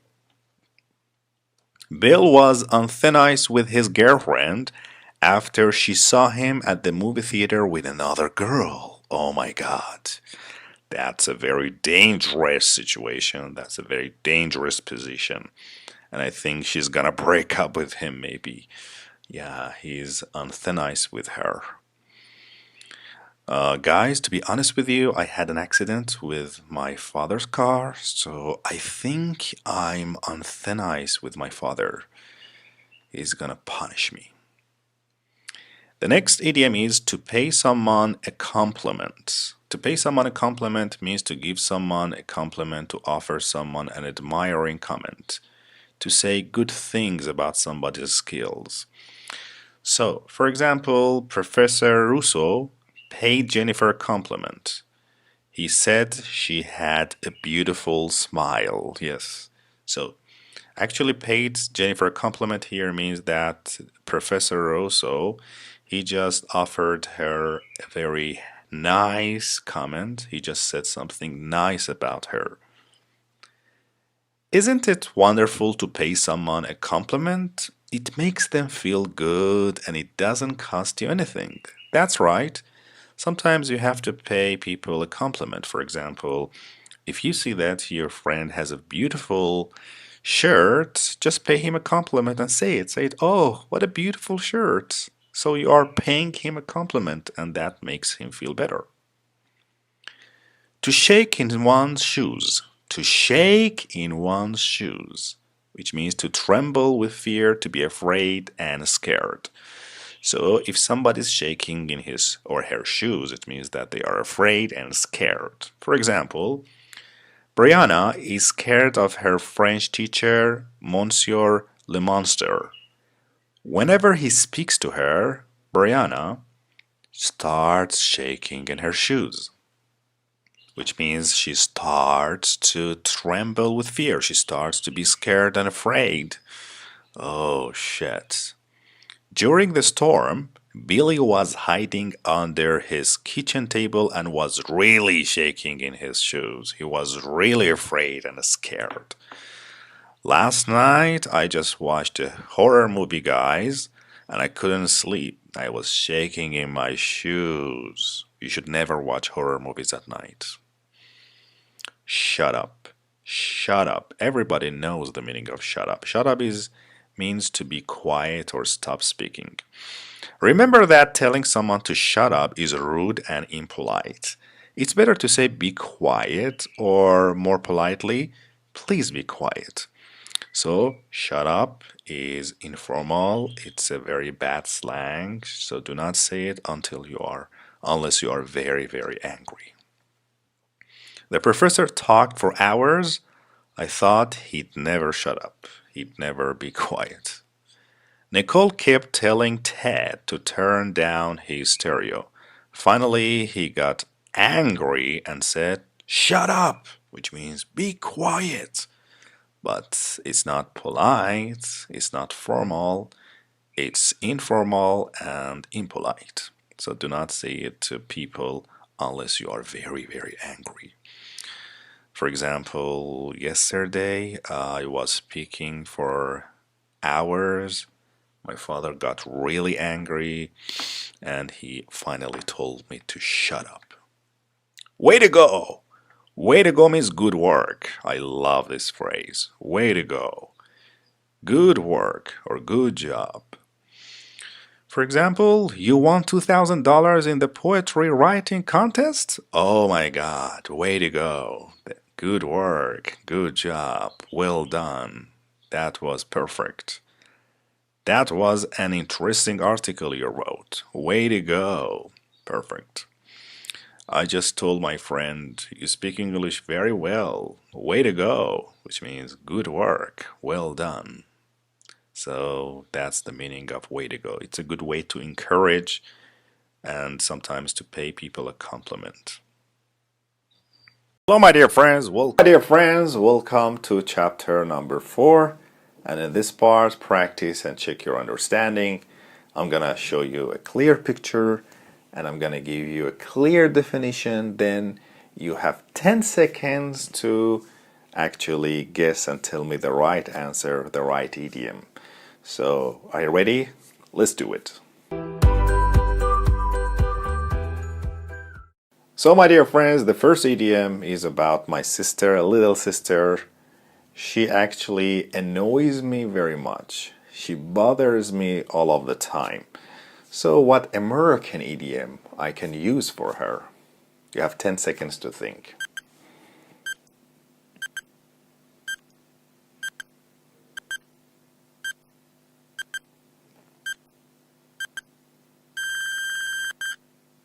That's right. What is the idiom? Yes, she drives me crazy. Yes, she drives me crazy. So if somebody drives you crazy, actually they annoy you very much. Idiom number 2.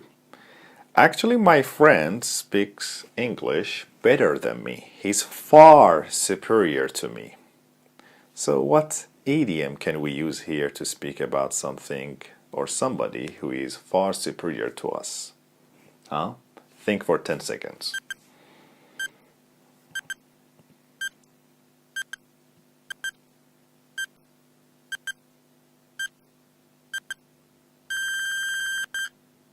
So, did you guess the right one? Yes, we say he is head and shoulders above me.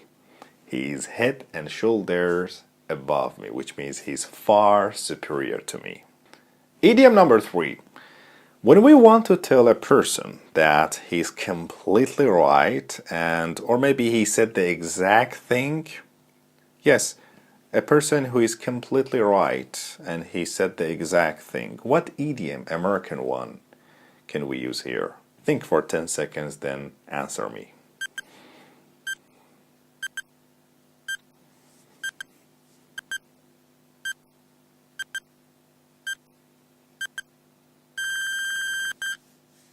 So, what do you say? Yeah, we usually tell people you hit the nail on the head. You hit the nail on the head, which means you said the exact thing or you are completely right. You hit the nail on the head. The next idiom, idiom number 4. You know, guys, yesterday I watched a horror movie and I was really afraid because I was alone. So what idiom you can use here for me? I was afraid. I was really scared and afraid. What do you think?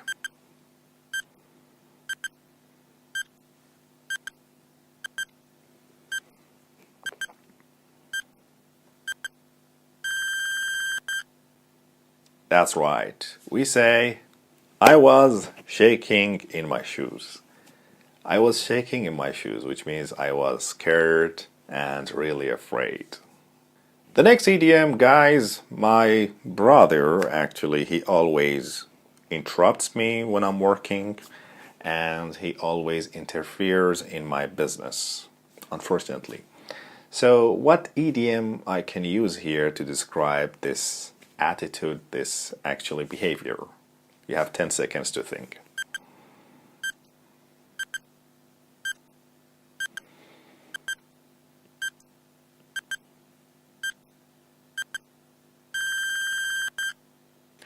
That's right. We say he always butts in. Yeah, butt in. He always butts in, which means he always interrupts and interferes in my life and business and work. And the last idiom. If somebody or one person is in a dangerous position, or we can say, let's say in a dangerous situation, what idiom and American expression we can use for him? What do you think?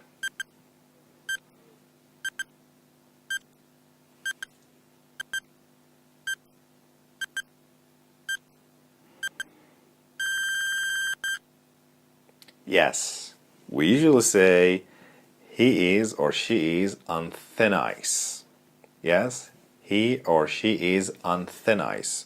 Or sometimes we say she is on thin ice with the bus, which means she is in a dangerous situation with her bus. Okay, my dear friends, I hope you have answered all of these questions, but if you still have problems, please come back and review the idioms. My dear friends, how are you doing? I hope everything is going well for you. Welcome to lesson number 5, and this is idiom times. Stage number 1. As you know, in this stage, we're gonna introduce many great idioms, American common idioms for you. There are pictures for every idiom. You should make connection with these pictures so you can remember these idioms for a long time. Do not forget to follow stage number 2 and 3, which we will use all of these idioms in a very interesting conversation and different clips. Let's start with the first one. To be crazy about. To be crazy about something or somebody, which means to like something very much. For example, Amy is so crazy about golf. She'd like to play every day. So, crazy about here means that she loves golf very much. She is addicted. She's crazy about it. I'm sure Kathy will agree to go out on a date with Sam. She's crazy about him. Yes, which means she's in love with him. She likes him very, very much. She's crazy about him. What's the meaning of date here? Date, as I told you before, is a romantic meeting. So here, Kate likes to actually go on a romantic meeting with Sam because she's crazy about him.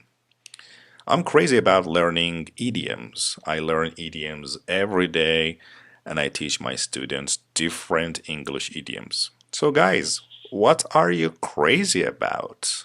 Is there something in your life you're crazy about? So remember, we are always crazy about something or somebody. Cup of tea. Sometimes American people say it fast, like cup of tea. Yes, cup of tea, cup of tea. So, cup of tea means the type of person or thing that one generally likes. So, if you generally like something or somebody, you can say that thing or that person is your cup of tea or not cup of tea. This expression is almost always used in the negative. For example, she's not my cup of tea, which means that I don't generally like that person. So remember, guys, we use it mostly in negative way. For example, hockey isn't Alan's cup of tea. He prefers soccer. So he doesn't like hockey. He's not interested in hockey. That's not his cup of tea or cup of tea. I know Joy is nice, but she's simply not my cup of tea. Yes, she's not my favorite person, and I don't like that person. I don't like him. So that's the meaning of cup of tea. To be down in the dumps. To be down in the dumps. To be down in the dumps, as you can see in the picture, means to feel sad or to be depressed. Sometimes you guys feel down in the dumps. For example, when you fail your exam, when you break up with somebody, you feel down in the dumps. For example, it's not surprising that Lisa is down in the dumps. Pause. The cat she had for 20 years just died. and she feels really sad. She's depressed. She's down in the dumps. It's easy to feel down in the dumps when it's raining outside. I completely agree with this sentence. I myself personally, I feel down in the dumps.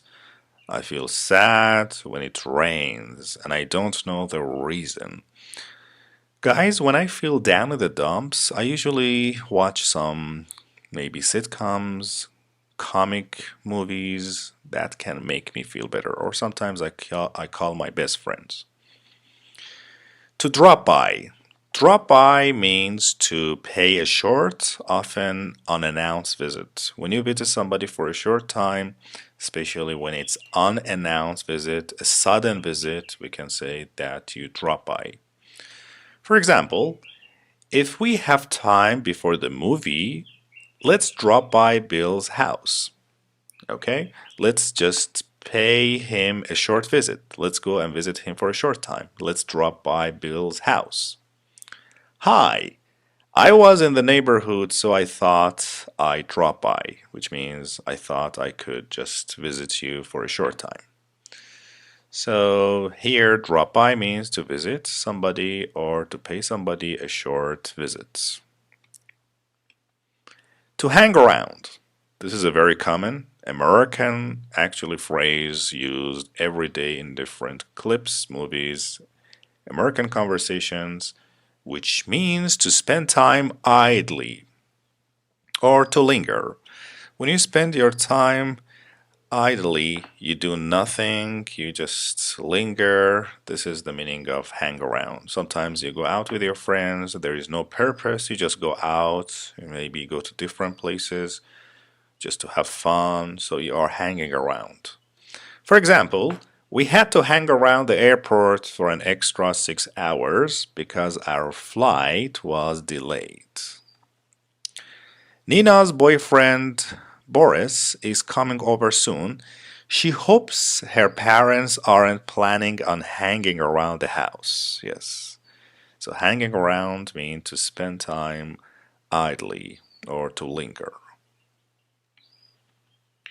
To hang out. Hang out. Hang out means to spend time often doing nothing. So hang out we usually come with hang out with means to keep company with someone. You hang out with people usually. For example, Ted spent all of last summer hanging out by his girlfriend's, by his friend's pool, by his friend's pool, which means he spent a lot of time doing nothing there. Kathy and her friends like to hang out at the mall.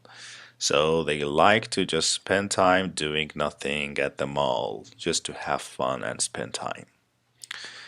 Yeah, sometimes I hang out with my friends. We just go outside and we do nothing, but we just want to have fun.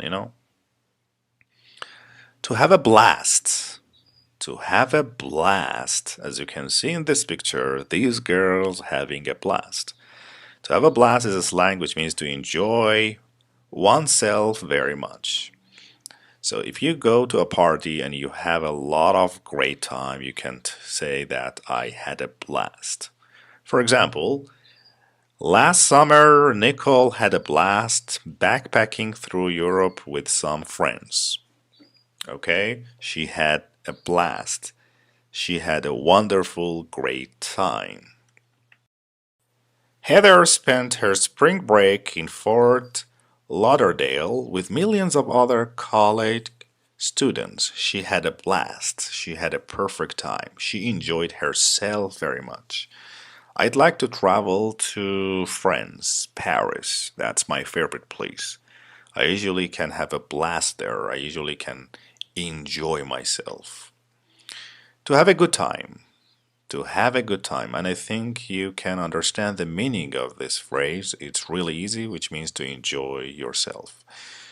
This is another synonym to have a blast, to enjoy yourself or have a good time. For example, Marcy and Joe's had a good time salsa dancing at Babalu, a nightclub in Manhattan. They had a great time. They enjoyed themselves. They had a blast. Nora and Jake had a good time on their honeymoon in Maya.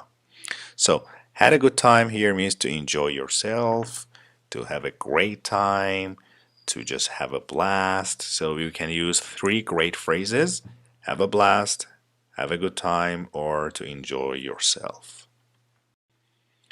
Take it easy. Take it easy.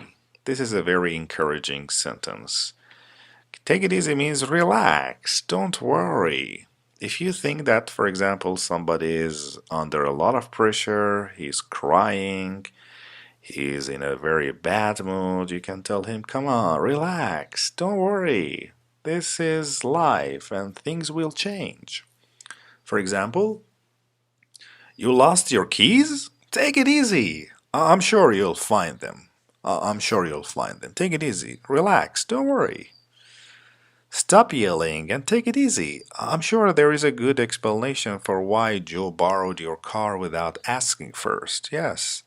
Don't worry, relax. So if you want to tell people not to worry and relax, you can tell them to take it easy. What's the meaning of yelling? Stop yelling. Yelling means speaking loudly and shouting. When you are angry, you speak very loudly, you start to shout, and that's called yelling. So, guys, do you think you can't learn English? Come on, take it easy. Don't worry. Just, practice. Practice makes perfect. To take something the wrong way. To take something the wrong way. To take something the wrong way means to take offense. This expression is often used in the negative form. For example, we usually say, don't take this the wrong way, but, yes, which means don't take offense. Don't take offense. Don't become angry.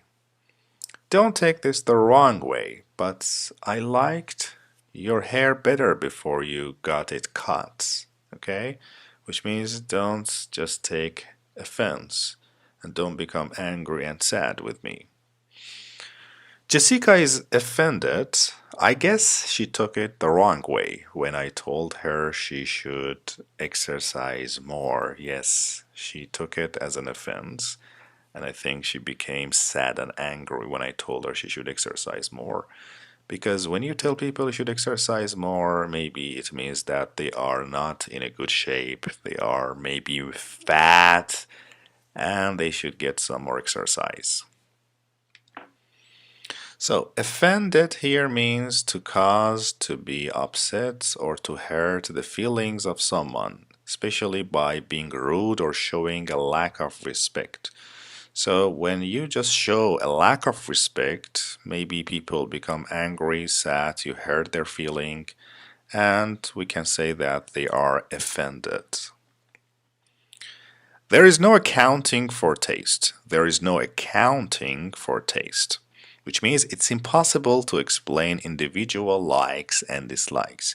People have different likes and different dislikes, so it's impossible to explain it. For example, Ted likes to put sugar on his spaghetti, as you can see in this picture. I guess there is no accounting for taste, yes. It's impossible to explain individual likes and dislikes. Everybody has different actually likes and different dislikes. Tiffany has a tattoo of squirrel on her leg. There is no accounting for taste. Yes, there is no accounting for taste. I believe everybody has a different likes, everybody has a different dislikes, so it's impossible to explain it. Under one's breath. Under one's breath means quietly in a whisper. If you say something under your breath, you just say it quietly in a whisper. Amber is strange, muttered Nicole under her breath as Ted was leaving the room. Mike agreed to take out the garbage, saying under his breath, "Oh, I always do the dirty work around here." Yes, he just said it quietly. So if you say something under your breath, you just say it in a whisper, in a quiet way, so people can't understand or recognize it maybe. Garbage. Garbage means waste material, especially unwanted food or container in which waste is kept. So this is called garbage, and you have to take it outside maybe every day or every week. To be up in the air. To be up in the air means to not yet determined or uncertain. If you are uncertain, if you have not taken and made a decision, if you are undecided and not yet determined, you can say that you are up in the air. For example, it might rain later, so our plans for the picnic are up in the air, which means our plans for the picnic are uncertain, not clear yet, and we don't know what to do. Our trip to Russia is up in the air. Our trip to Russia is not clear and not certain, and we are not sure about it. We aren't sure we'll get our visa in time.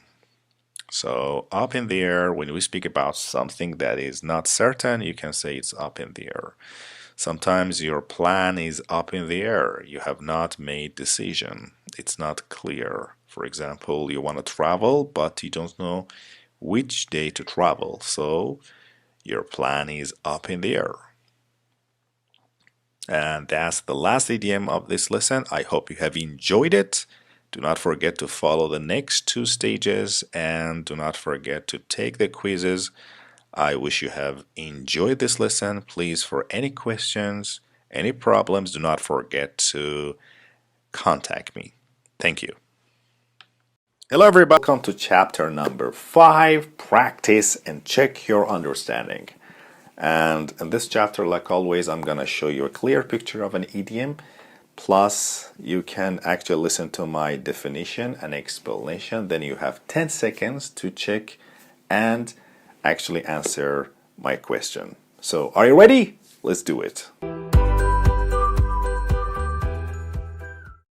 So the first idiom is about actually when we speak about something actually when we say that it's impossible to explain individual likes and dislikes. Everybody has a different taste. Everybody has a different likes and dislikes. What idiom, what American idiom we can use here? Think for 10 seconds.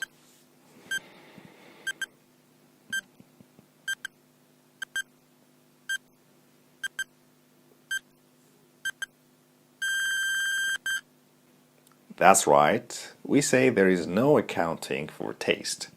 There is no accounting for taste, which means it's impossible to explain individual likes and dislikes.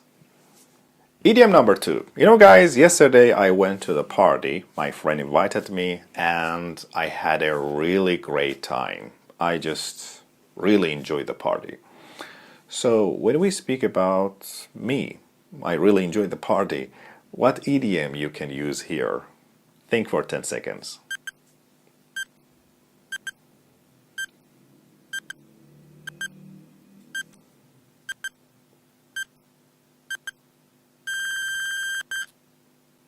So, what is it? Yes, we usually say, I had a blast. So, to have a blast means to enjoy yourself very much. To have a blast, and this is a very nice American idiom. The next idiom. You know, guys, there is a friend, there is a person at work that I don't like. He's a type of person that I don't like. I'm not really interested in his behaviors. So, what idiom you can use to describe this feeling? Can you remember?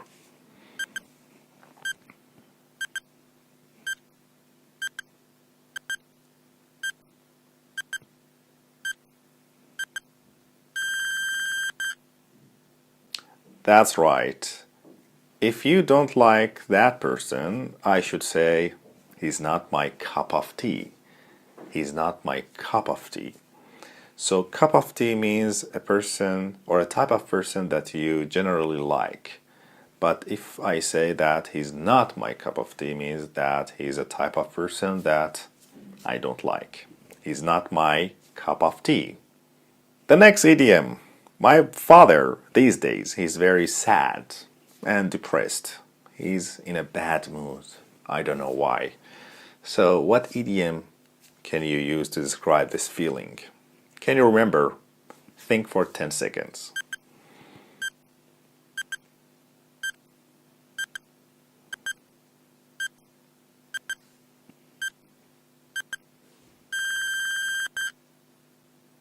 So, what is the idiom? Yes, my father is down in the dumps. Down in the dumps. So if we say that he's down in the dumps, that it means that he's feeling actually really bad and depressed these days. The next idiom. When we guys speak about a situation that is not certain, not clear, and we don't know if that happens or not, what is the idiom we can use for a situation that is not clear? Think for 10 seconds.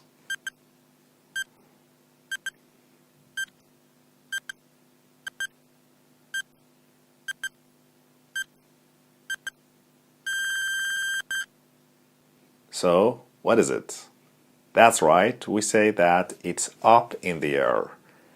Up in the air means a situation that is not clear and not certain. The next idiom is about my friend. Actually, my friend here, we had a test, an exam last night, and he asked me to show him my paper, okay? But he spoke very quietly. Yes, he spoke very quietly. He told me very quietly. What idiom I can use to actually describe somebody who speaks very quietly?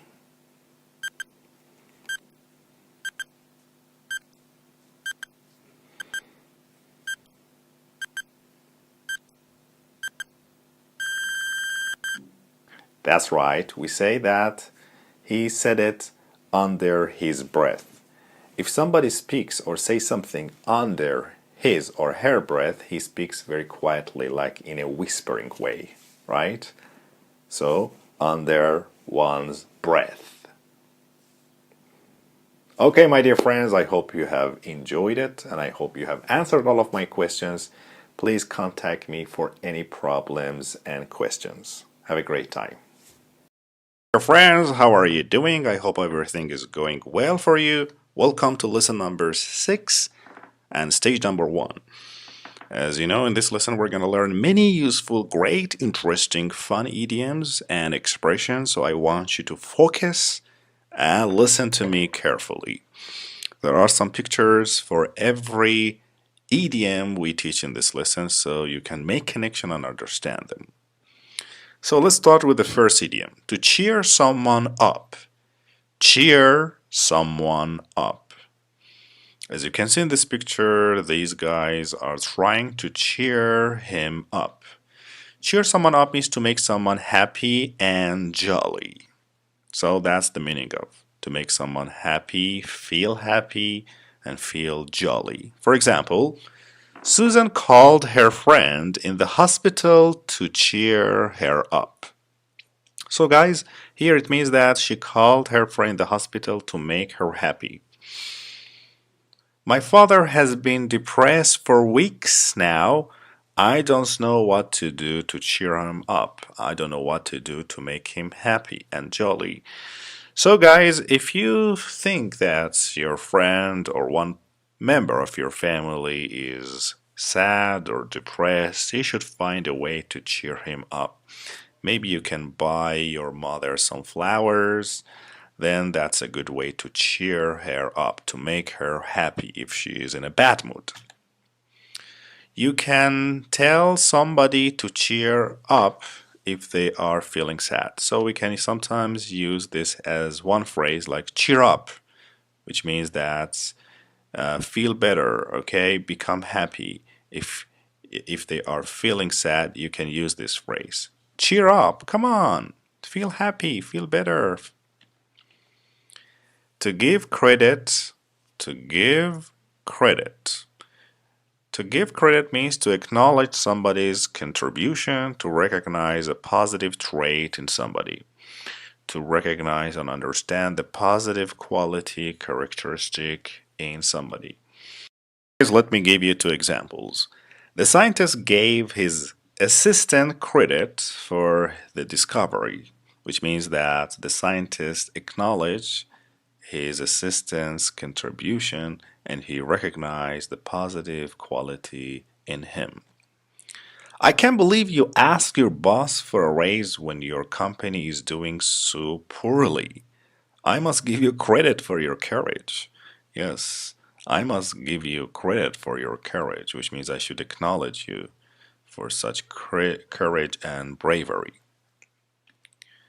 To give credit where credit is due. To give credit where credit is due, which means to give thanks or acknowledgement to the person who deserves it. For example, I will be sure to thank you when I give my speech. I always give credit where credit is due, which means I always thank people when they deserve it. I always thank people when they really need it and when they really deserve it.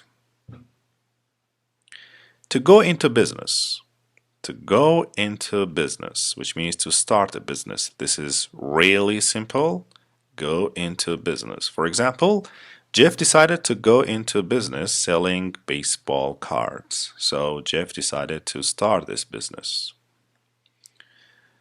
Eva went into business selling her homemade muffins. So remember, guys, after this phrase, the verb comes with ing. For example, I decided to go into business teaching English. I decided to go into business running a restaurant. I decided to go into business designing websites. So the verb after this phrase comes with ing. What's the meaning of muffin? Muffin is a small, round, usually sweet bread baked in a pan. So she decided actually to go into business selling her homemade. Homemade muffins are the cookies made at home. We call them homemade. Good thinking. Good thinking. Good thinking means good idea or smart planning. For example, I'm glad you bought an umbrella. That was good thinking, which means that was a great and smart idea. You deserved our movie tickets. You reserved our movie tickets over the internet? Good thinking. That's a great idea. You want to master and learn all of these idioms in 2 months? Good thinking. That's a great idea. So, guys, good thinking means great idea or smart planning. To have a heart of gold. To have a heart of gold. I love this idiom. This is one of my favorite one. I use it all of the time with my friends and students. To have a heart of gold means to be very kind and giving or generous. So you can use it for those people who are very kind, very giving, very generous, very nice people. For example, Alexander has a heart of gold and always thinks of others before himself. Yes, he's very kind. You adopted 5 children from a Romanian orphanage. You've got a heart of gold. You are very kind. You are very generous. What's the meaning of adopted? Adopt means to take another person's child legally into your own family to raise as your own child. So that's the meaning of adopting a child. An orphanage is a home for children whose parents are dead or unable to care for them. We call them orphanage. And the actually children in that orphanage are called orphans, which means they are motherless, fatherless. They have no mother and no father. That's the meaning of to have a heart of gold. My mother has a heart of gold because she's very kind. She always cooks my favorite foods and she's very supportive. The next idiom is help yourself. We use help yourself when you are eating something. It means serve yourself, okay?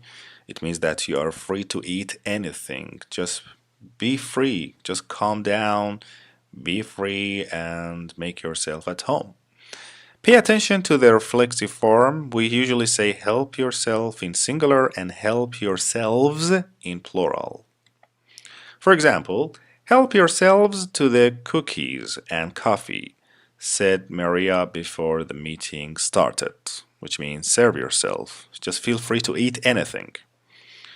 So we usually say help yourself to something. You don't need to wait for me to offer you something. Please, just help yourself to whatever you want. Just serve yourself. Just feel free to eat anything and whatever you want. So guys, do not forget, we always say help yourself to something. Okay? To be in a bad mood. As you can see in this picture, to be in a bad mood means to be unhappy, depressed, and irritable. For example, after her boyfriend broke up with her, Nicole was in a bad mood for several days. She was depressed, she was unhappy, she was irritable, which means a person who easily become angry and sad. Irritable. I don't like to see you in a bad mood. How can I cheer you up? Yes, how can I make you happy?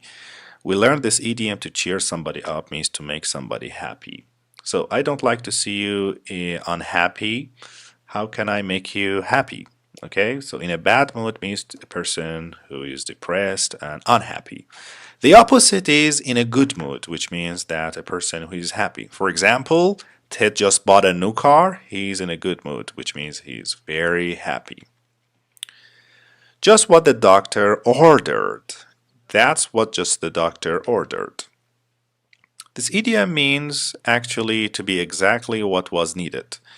If you just want exactly what was needed or what you just wanted, you can say that is just what the doctor ordered. For example, Martin wanted a hot drink after spending the day skiing. A cup of hot chocolate was just what the doctor ordered, which means exactly what was needed. Example number 2, our trip to Florida was so relaxing. It was just what the doctor ordered. It was just exactly what was needed, what I wanted. For example, my mother is making a very delicious pizza today. So I go home and I tell my mother, oh my God, that's just what the doctor ordered, which means that's exactly what I wanted. So we can use this idiom when you just exactly want what you wanted. To make a bundle. To make a bundle means to make a lot of money. To make a bundle, yes. For example, Bob's friend Charles made a bundle in the stock market and retired at the age 45. So make a bundle means make a lot of money. Sarah made a bundle selling her old fur coats on eBay, a website where you can buy and sell used things. So guys, you can make a bundle selling your old stuff on eBay, right? You can make a lot of money. My brother just started a new business 3 weeks ago. He just started a new business online. He's designing a website for people and he's making a bundle, which means he's making a lot of money. So guys, retired here means to leave your job or stop working because of having reached a particular age or because of ill health, or to cause someone or something to stop being employed or used. That's the meaning of retired. Out of this world. Out of this world. If something is out of this world, it's very delicious, yummy, and tasty. You just want to eat it. Out of this world. This is a very nice, common American idiom. For example, Mrs. Feeds oatmeal raisin cookies are out of this world, which means they are very delicious. I love your chicken soup. It's out of this world. It's really delicious. It's really yummy. My mother always makes delicious pizza. Her cooks are out of this world. To pig out. To pig out. As you can see in this picture, this child is pigging out. Pig out means to get greedily, to eat greedily, to stuff oneself. When you eat a lot of food just very fast and quickly and greedily, you can say that you are pigging out. For example, Ted pigged out on hot dogs and hamburgers at the barbecue and then got a stomachache. Yes, if you guys pig out, if you eat a lot of food quickly and greedily, maybe you will have and get a stomachache. Nicole stopped pigging out on cookies, or you will never be able to eat your dinner. Yes, if you pig out on cookies, I think you will never be able to eat your dinner. You don't have enough space, or enough room in your stomach for your dinner. So guys, do not pig out. You might add and gain weight, and that's dangerous. Hello everybody, welcome to this part. Practice and check yourself. Like always, we're gonna check your understanding. So guys, I'm gonna show you a picture, a clear picture, and a clear definition of an idiom. So you should think, you have 10 seconds to think, and then you can answer my question. Are you ready? Let's get started. Okay, let's start with the first idiom. You know guys, my friend Jack, he's very kind and generous and giving. So, what idiom we can use for a person who is very kind and giving?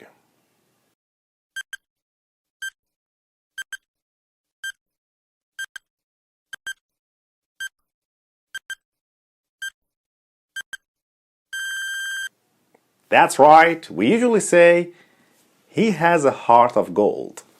He has a heart of gold, which means he's very kind and generous and giving. Idiom number 2.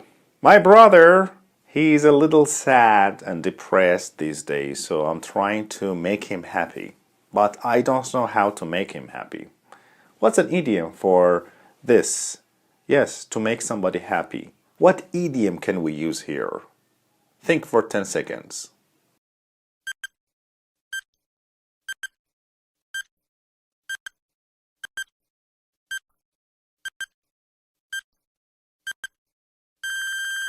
That's right, we usually say, cheer him up. I must cheer him up, which means make him happy. The next idiom.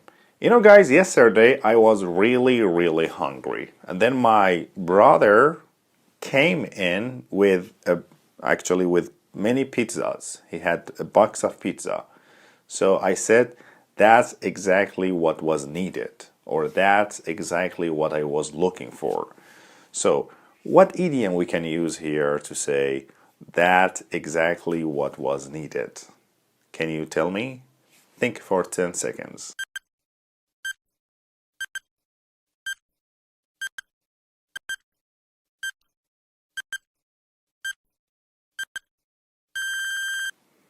So guys, what is the idiom? That's right, we usually say exactly what the doctor ordered. Exactly what the doctor ordered, which means exactly what was needed.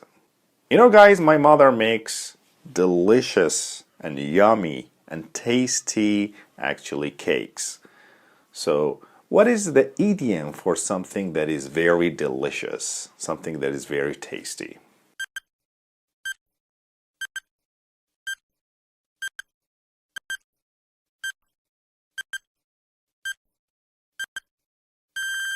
So, that's right, we say out of this world, out of this world.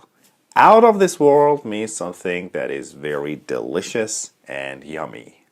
You know guys, my friend Max loves hot dogs. So yesterday I bought some hot dogs and he started to eat greedily, he started to stuff himself.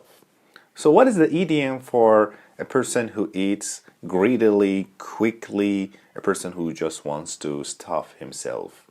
Can you remember?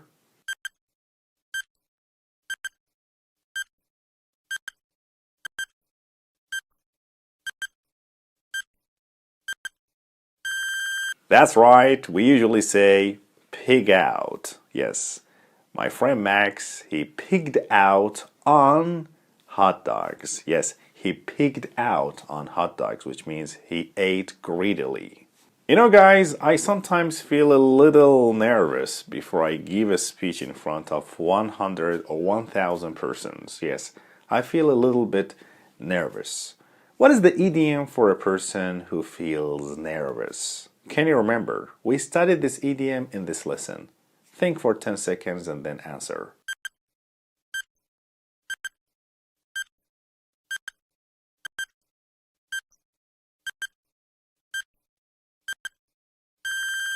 That's right, we say, I am on edge. Or sometimes we say, I feel on edge. That's right. I usually feel on edge before I give a speech in front of many people. Hello, my dear friends. Welcome to lesson number 7 of English Common Idioms. So in this lesson, we're going to teach you many great practical, useful idioms. I just want you to listen to me carefully. I just want you to master these idioms. Remember, repetition is the best way to remember these idioms for a long time. You can always make connections between pictures and the idioms. So, are you ready? Let's get started. The first idiom of lesson number 7 is bright and early. Bright and early. A very common American idiom used in everyday life. Bright and early, as you can see in this picture, means bright and early. So a person who wakes up early in the morning, we just say that you are bright and early. Or there is another synonym, at the crack of dawn. At the crack of dawn. So when we speak about those people who wake up early in the morning, they are very active in the morning, we can say that they are bright and early, which means that they are early in the morning and they have a lot of energy. So sometimes I'm not bright and early. I'm not a morning person, guys, but I should practice. Let me give you examples. Our flight to Berlin leaves at 7 a.m. tomorrow. So we'll have to get up bright and early, which means we have to get up early in the morning. We have lots of cookies to bake, so we'll have to start bright and early tomorrow, which means we have to wake up early in the morning with a lot of energy. So guys, take this suggestion from me. If you want to be successful in your life, you have to get up bright and early. You should be bright and early. That's really, really important. Next idiom is crash course. Crash course. You probably have not heard this one before, but it's a very common one. Crash course means a short and intensive instruction and teaching. When you give somebody a teaching, when you teach somebody about something which is very short and intensive, we call it crash course. Let's learn this idiom in different examples. Yesterday, Joan's son sat down with her for a couple of hours and gave her a crash course on using the internet. So we usually give somebody a crash course on something. For example, my friend Jack, he wanted to learn English, so I gave him a crash course on speaking English. Rachel had a date on Friday night with an auto mechanic. He gave her a crash course on changing her oil. So, here, date, as I told you before, means a romantic meeting or a romantic, actually, event. So, Rachel had this romantic event or romantic meeting on Friday night with a mechanic. So that's the meaning of crash course, a short and intensive teaching and instruction. Do not forget it. Try to understand it and try to use it in your everyday life. Fat chance. Just try to focus and try to understand what that means. So chance that is fat. So what does it mean? So a chance that is fat, so we can say that maybe that chance is fat, it can't walk fast, so maybe that's not gonna happen. So a fat chance means definitely and certainly not. When we speak about something that is impossible and definitely not, we can say that's a fat chance. There's another synonym for fat chance, and that's never in a million years or no way. We can use these two synonyms instead of fat chance. Let's use this idiom in different examples. The boys at school are always laughing at Donna. Will she be invited to the school dance? Fat chance, which means no way, never, that's not gonna happen, definitely not. You want to borrow my new car and drive it across the country? Come on, fat chance, which means definitely not. That's not gonna happen. No way. So when we want to speak about something that will never happen, we can say fat chance. You want to learn English in 3 days? Fat chance, definitely not. You see, this is a very common idiom. It's one of my favorites. I think it's one of your favorites too. Try to understand it and try to use it in your English, guys. To give a shot. To give a shot. To give a shot means to try something. It's a very nice slang, very common, and native English and American people use it a lot. To give a shot. We can also say to give it one's best shot. To give it one's best shot, which means to try as hard as one can. For example, I know you are nervous about the interview. Just give it your best shot. Just try it. Just do your best. Just give it your best shot. So let's use this idiom in two different examples. I've never tried to make wine in my bathtub before, but perhaps I'll give it a shot, which means perhaps or probably I will try it. You can't open that jar? Let me give it a shot, which means let me try it. So to give it a shot means to try it, or to give something a shot means to try something. Happy camper. Happy camper. This is a very nice phrase we can use for those people who are happy. So happy camper is a slang which means a happy person, a satisfied participant. Happy camper.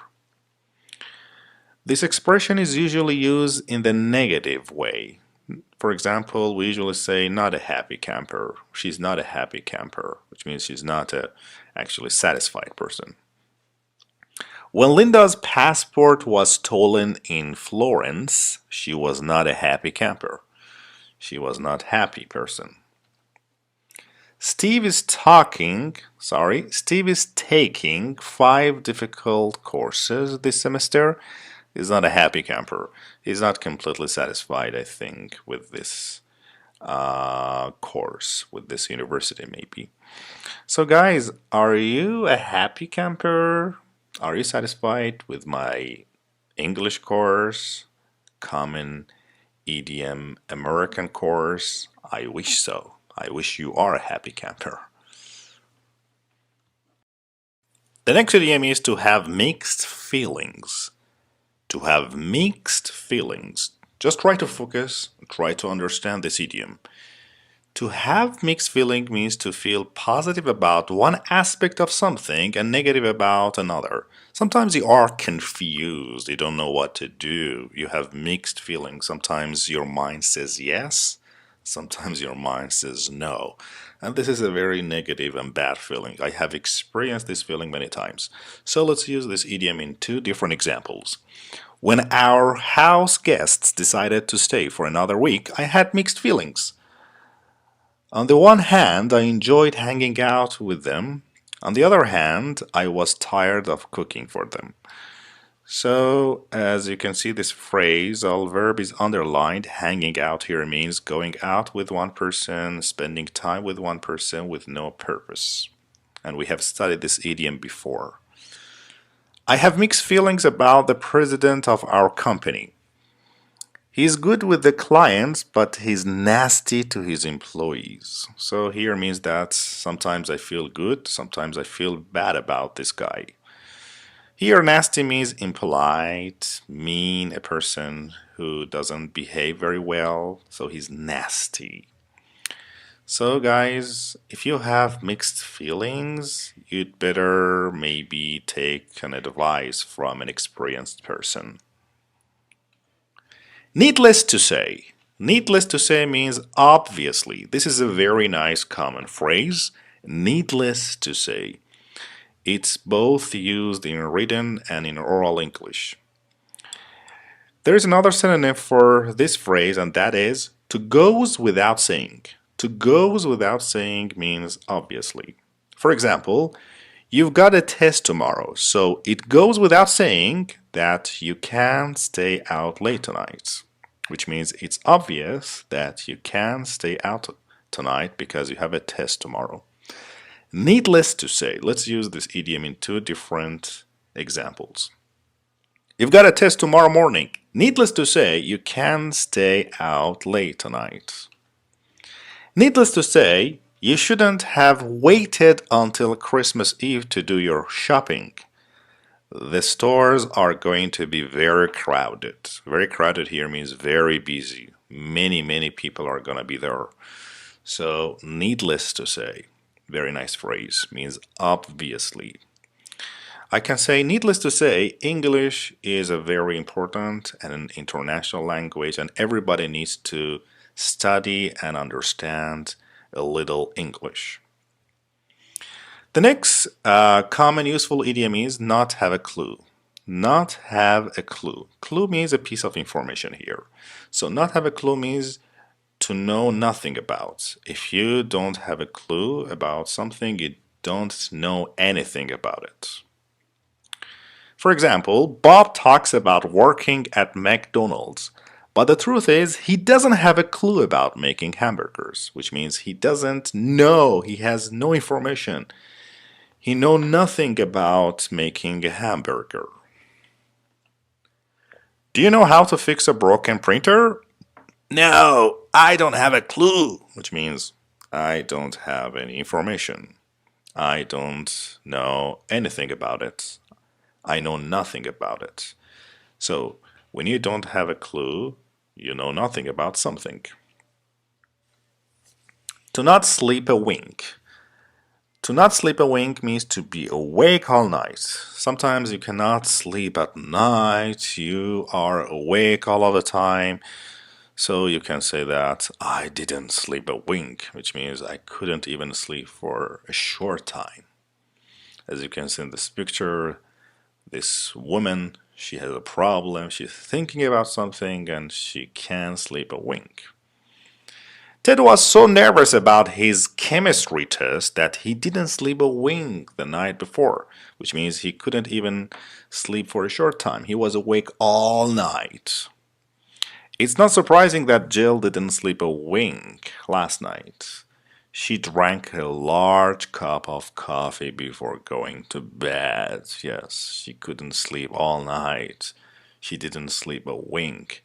And the reason, as you can see, is because she just drank a big cup of coffee. Guys, don't drink coffee at night because you can't sleep a wink, and that's a big problem, and you might have a headache in the morning. Next common idiom is to work like a dog. To work like a dog, I guess you can understand the meaning. To work like a dog means to work very hard, to work diligently.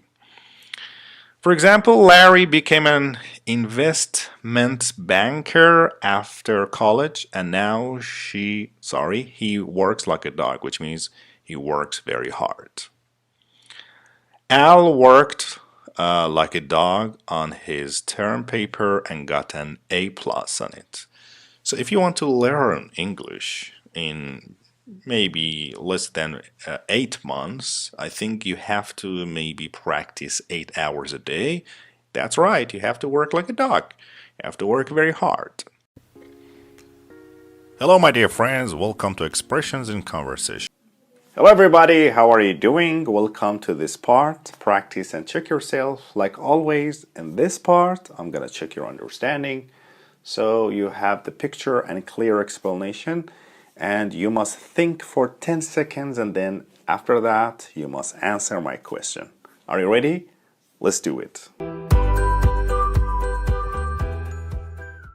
Okay, let's start with the first idiom. Guys, yesterday I was awake all night. I didn't sleep. I was awake all night because I had a very difficult project to do. So what is the idiom for not sleeping and to be awake all night? Can you remember it? Think for 10 seconds.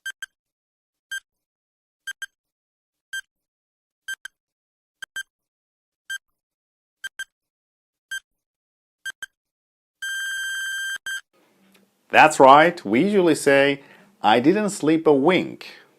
I didn't sleep a wink, which means I was awake all night. I didn't sleep a wink. Idiom number 2. You know, my dear friends, actually my father works very hard these days because he needs to make a lot of money. What is the idiom to work very hard? Yes. Can you remember it? Think for 10 seconds.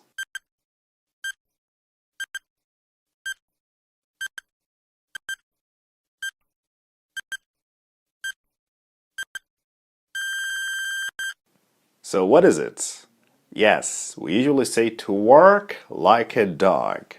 To work like a dog means to work very, very hard. Idiom number 3. You know, my brother asked me to fix the computer, but I don't have any information about fixing computers. So what is the idiom for this? Not to have any information about something. Can you remember it?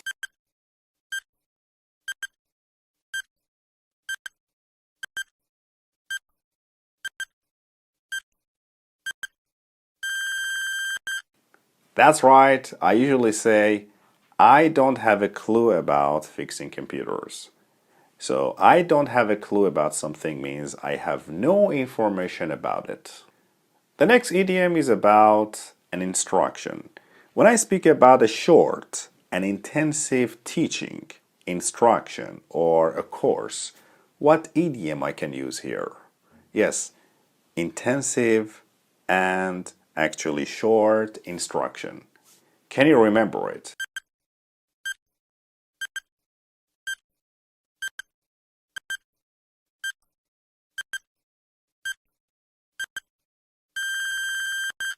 That's right. We usually say crash course. Crash course, which means a short and intensive teaching and instruction. My brother has to get up early in the morning. So what is the idiom to get up early in the morning? That's very easy. Just think. We studied this idiom in this lesson. Can you remember it?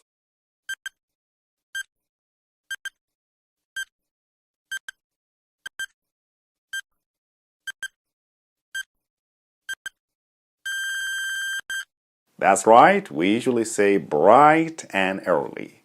Bright and early, which means to wake up early in the morning. So bright and early means early in the morning. My dear friends, how is everything? I hope things are going well for you. Welcome to lesson number 8 of Common American Idioms. Like always, we're going to teach you many great useful idioms. I want you to master all of these idioms and use them in your everyday life. But do not forget to take all of the stages.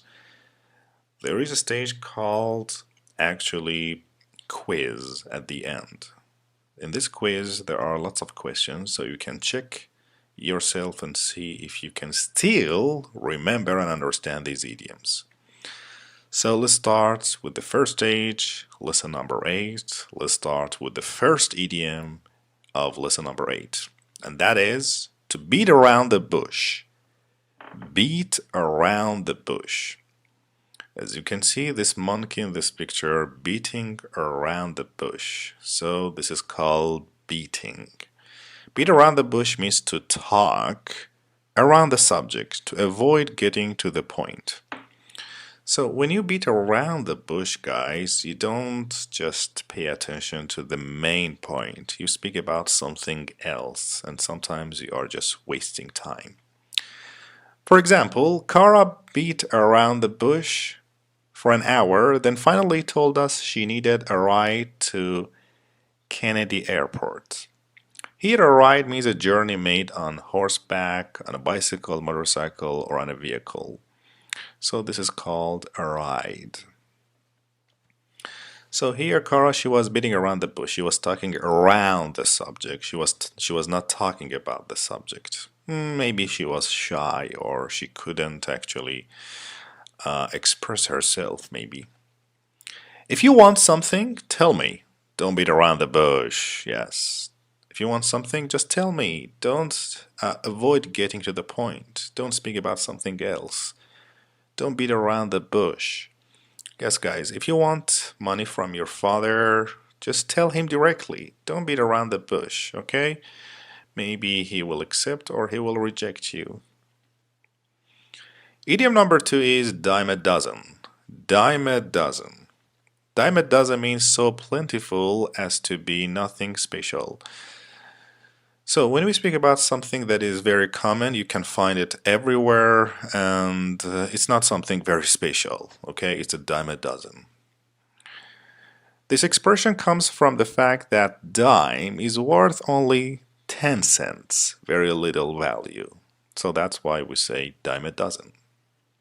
Let me give you some examples. Reality TV shows are a dime a dozen these days, which means they are very common these days, and you can just, watch them on different channels. There are so many Starbucks coffee shops in Manhattan. They are a dime a dozen, which means they are very common. It's not something very special. You can find them everywhere. The number of these places actually is abundant. So that's the meaning of this idiom, dime a dozen. Good for you! You probably have heard this phrase, an idiom, before. Good for you. Good for you means good job and well done.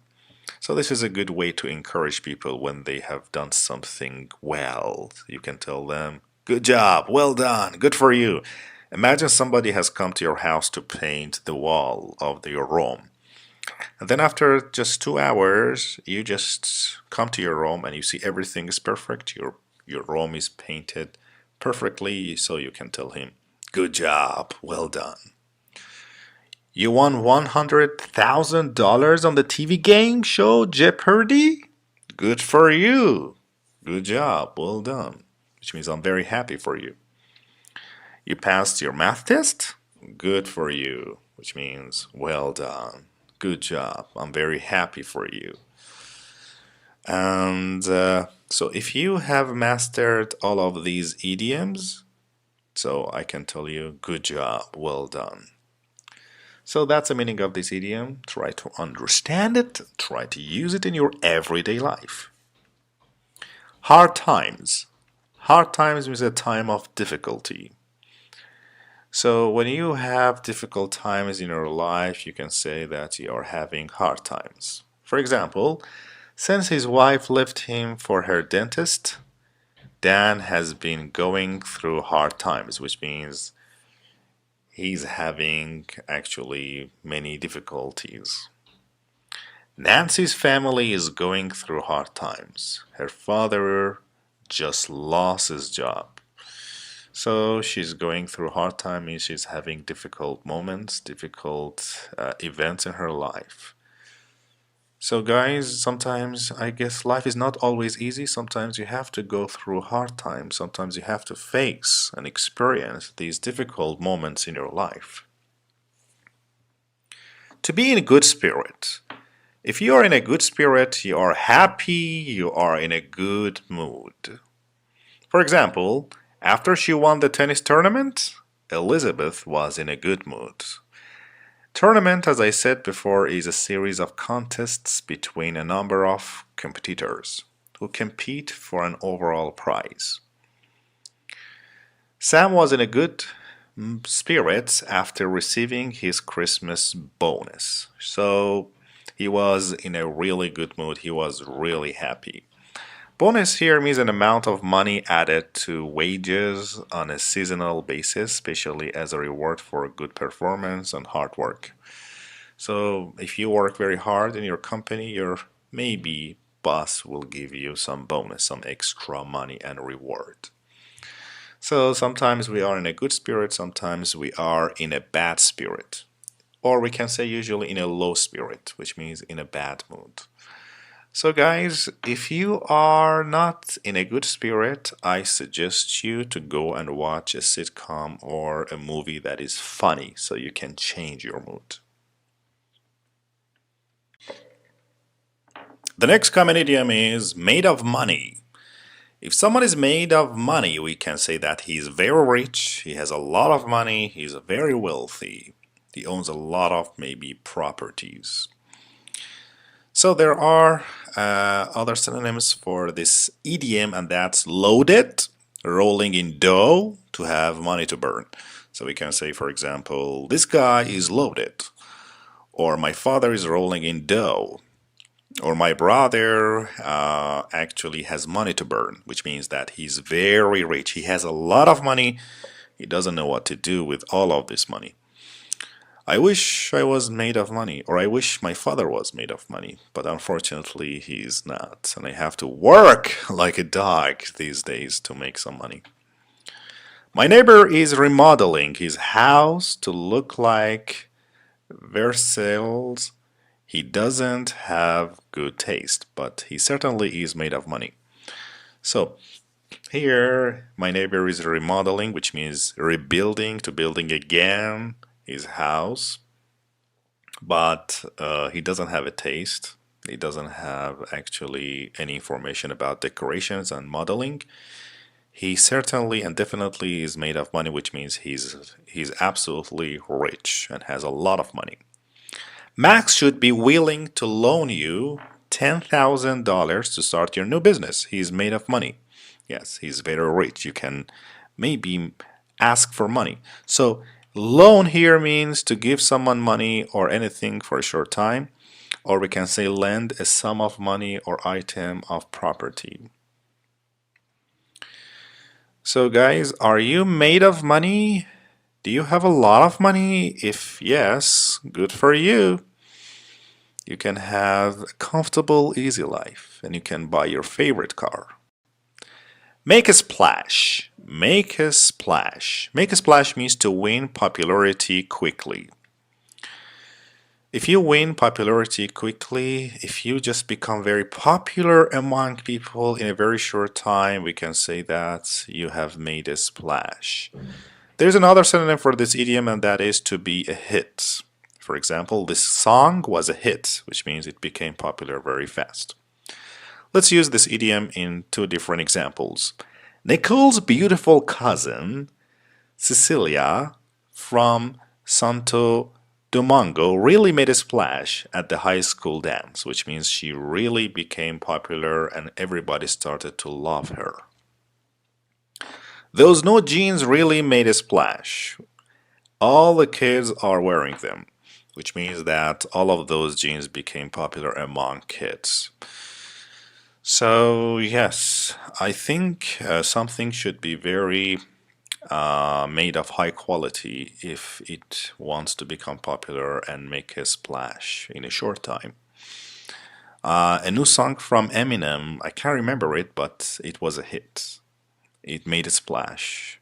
Everybody actually started to listen to it. Everybody started to love it. The next common idiom is to pay someone back. I think it's very clear and you can understand this. To pay someone back means to repay a loan or debt. When you just ask for money, you have to pay it back, right? You have to repay the loan or debt. Payback also means to get revenge. This is the second meaning of payback. For example, I know you are the one who stole my car, and one day I'll think of a way to pay you back, which means to take a revenge or to get a revenge. So let's use this idiom pay someone back in two different examples. Nicole paid her friend back the $10 she borrowed. You can borrow $50, but don't forget to pay me back. So you should give me back the money. Borrow here, as you know, means to take money from somebody for a short time, then you have to return it later. So that's the idiom of this part. Pay someone back. Next common idiom is pipe dream. Pipe dream. Pipe dream means unrealistic hope. Unrealistic hope or a wish that is not realistic and may not come true. So, for example, Susan would like to move to New Zealand and write romance novels, but she knows that's just a pipe dream. She knows that's not real. That's unrealistic hope. That wish will never come true, maybe.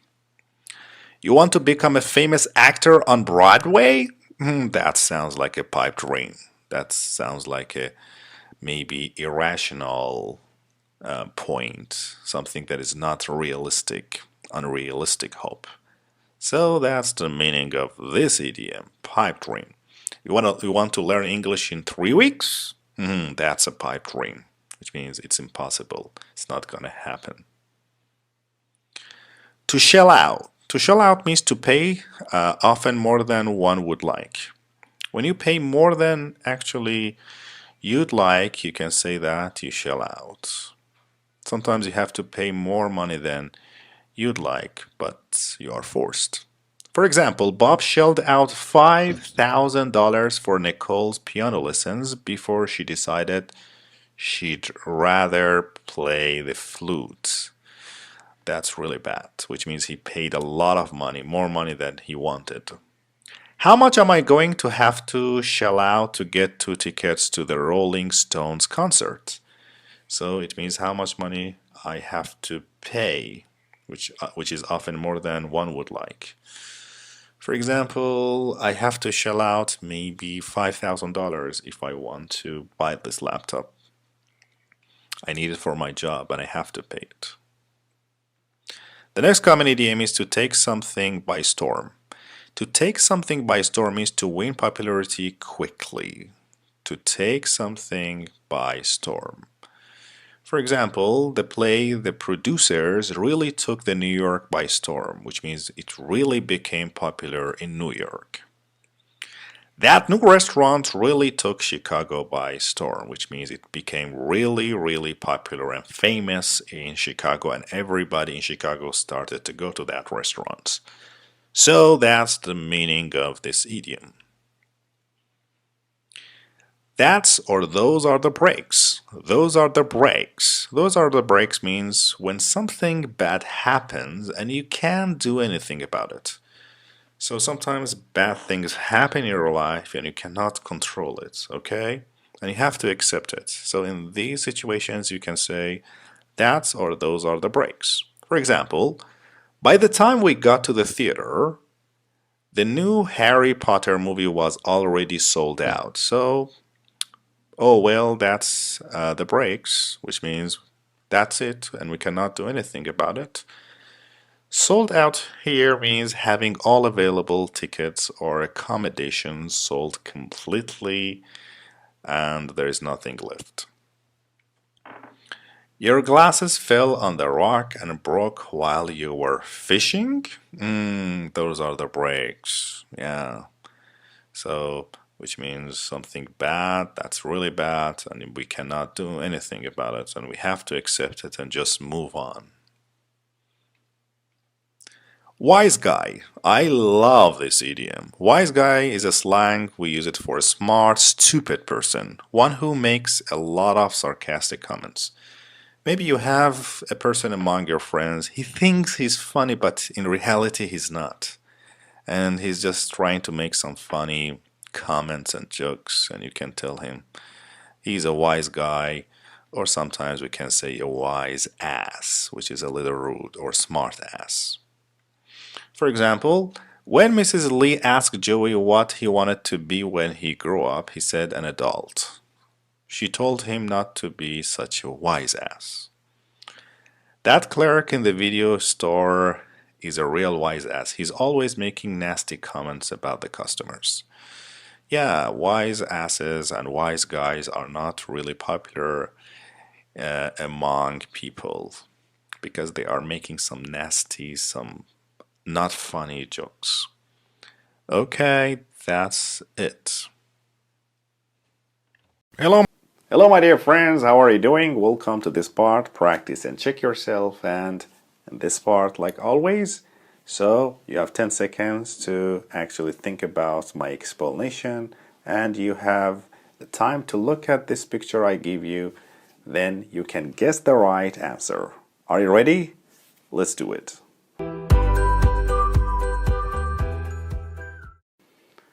Idiom number 1. You know, my guys, my father bought a new car, but he paid more than he liked. So he didn't want to pay that money, but he had to. So what is the idiom for this? To pay more money than one would like. Think for 10 seconds and answer me.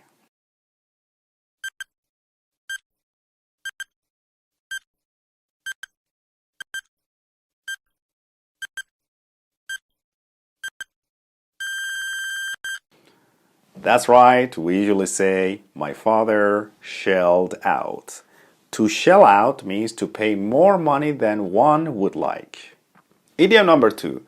My friend wants to buy a big house in a very good neighborhood, but I told him that's an unrealistic hope because he doesn't have any money. So what is the idiom for unrealistic hope? Can you remember? Think for 10 seconds.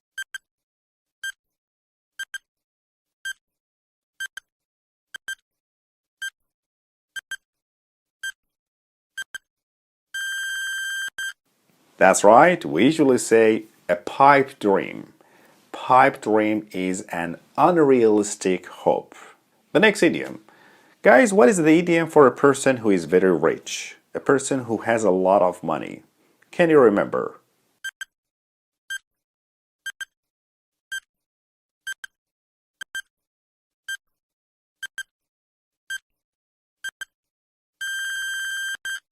So what is it? Can you guess? That's right, we say he's made of money. Made of money means a person who is very rich, a person who has a lot of money. You know, guys, these days my mother is very happy and she is actually in a good mood because she got accepted in a very good university. So what is the idiom for a person who is very happy and satisfied? Can you remember? Think for 10 seconds.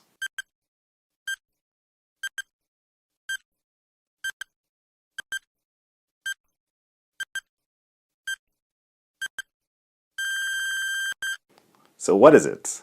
That's right, we say my mother is in good spirits. A person who is in good spirits is very happy and satisfied. The other days I asked my friend a question, but he didn't answer it. He started to actually, talk around the topic. He started to avoid getting to the point. So what is the idiom for this? Avoid getting to the right point. Can you remember? Think for 10 seconds.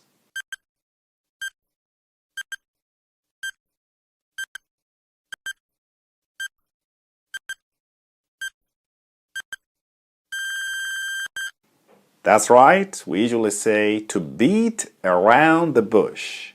Beat around the bush means to avoid getting to the point. And my dear friends, what is the idiom? When something bad happens, yes, something terrible happens and you cannot do anything about it. What can you say here? What idiom you can use here?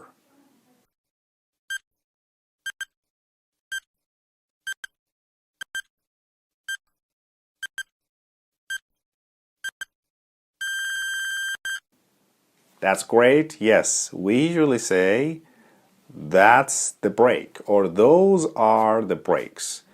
That's the break means, that's a terrible thing happened and we cannot change it. We cannot do anything about it. You know, guys, there is a new restaurant actually near my house. They opened a new restaurant and everybody loves it. You know, they started to win the popularity very quickly. So what idiom we can use here to win the popularity very quickly?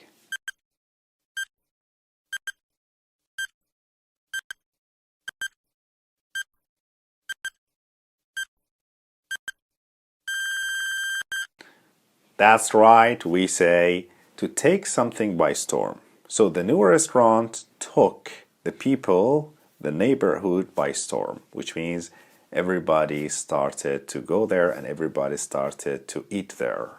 Everybody, how are you doing? This is Mr. Rabi, your English teacher, and I hope you have enjoyed this course so far. We have mastered and learned many great common American idioms. Do not forget to use them. Do not forget to review them if you still can't understand them.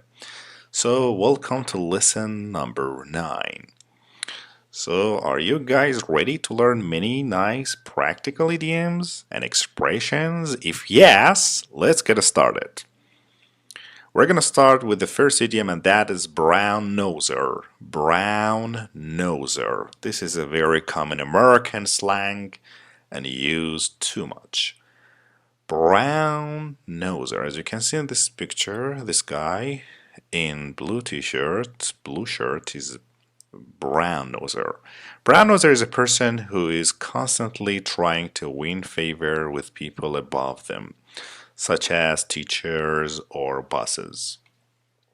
Okay, so brown noser is a person who always try to be good with teachers in order to actually get maybe better score, better grades. We call him or her brown noser.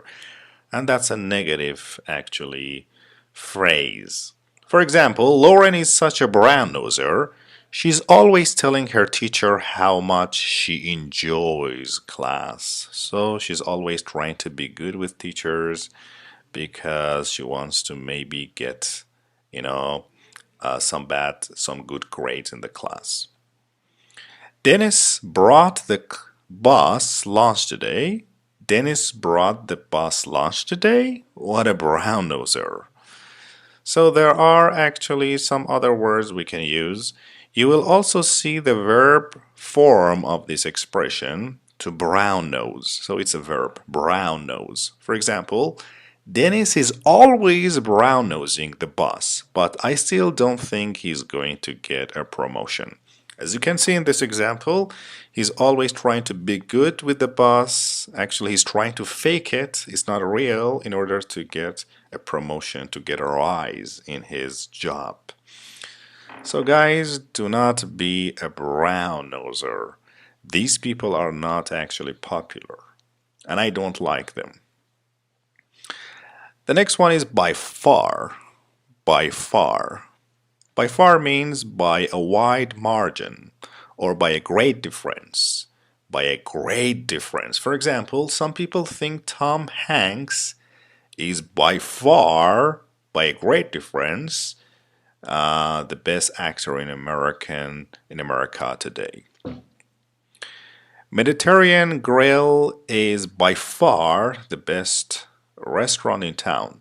No wonder it's so hard to get a reservation there. So here it means that this restaurant is by a great difference the best restaurant in town. So it means that there is no restaurant like that, and it's the best and the greatest restaurant in that place. There are some other synonyms for this phrase. We can say by a long shot, or far and away, or hands down.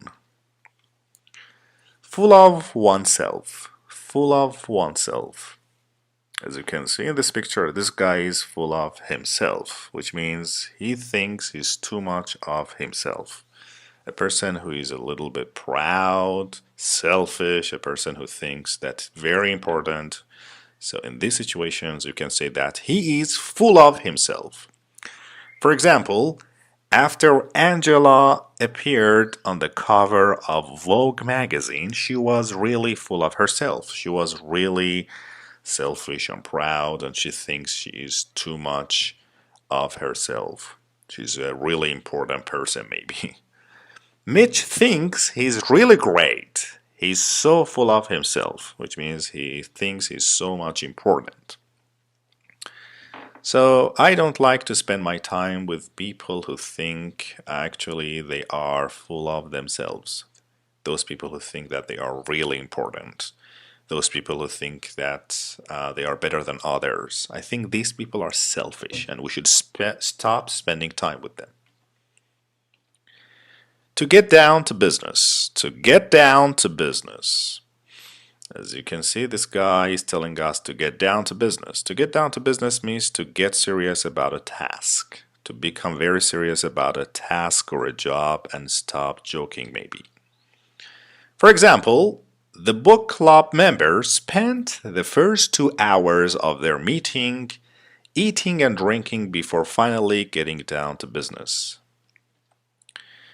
Our dinner guests are arriving in 2 hours. We'd better get down to business and start preparing, which means we'd better become serious about the task, about this job, about this work. We should stop actually wasting time, maybe.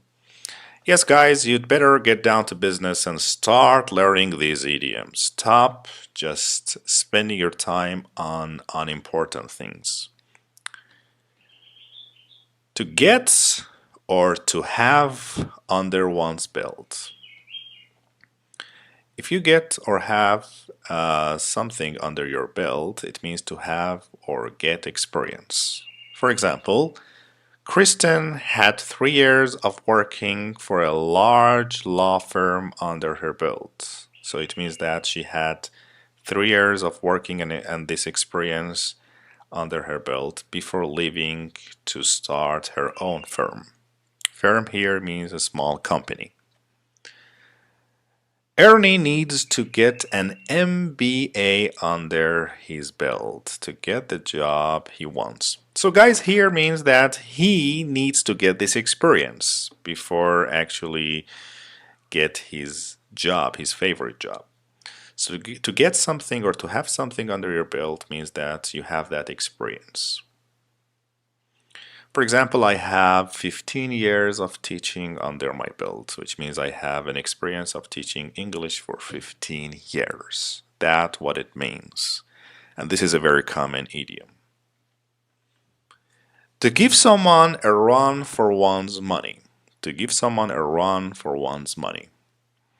If you give someone a run for their money, it means that to be a strong competition. To be as good at something as someone who is extremely good at. For example, we lost the soccer tournament, but we certainly gave the girls from Stanford High School a run for their money. Tina is a good tennis player and always gives me a run for my money, which means that she's always a strong competition for me. Common and practical useful idiom is to give someone the cold shoulder. Guys, if you give someone the cold shoulder, actually you are cold to someone on purpose, to snub someone. Sometimes on purpose you don't pay attention to someone. Intentionally you don't like to pay attention to someone, to focus. So in these situations we can say that you give that person the cold shoulders. When Lisa saw Amber at the mall, she didn't even stop to talk to her. She really gave her the cold shoulder, which means she really ignored her. She just didn't pay attention to her, and that was intentionally. I can't understand why Joe would give you the cold shoulder. I thought you two were good friends. Yes, I can't understand why Joe is ignoring you. I thought you two were good friends. So guys, one of my friends, he just said something bad to me, and the next day I didn't talk to him. When I saw him, I just gave him the cold shoulder. I just ignored him. I know that's impolite behavior, but I don't like to talk to him. He always, treats me badly. So I think you should give people the cold shoulder if they disrespect you sometimes.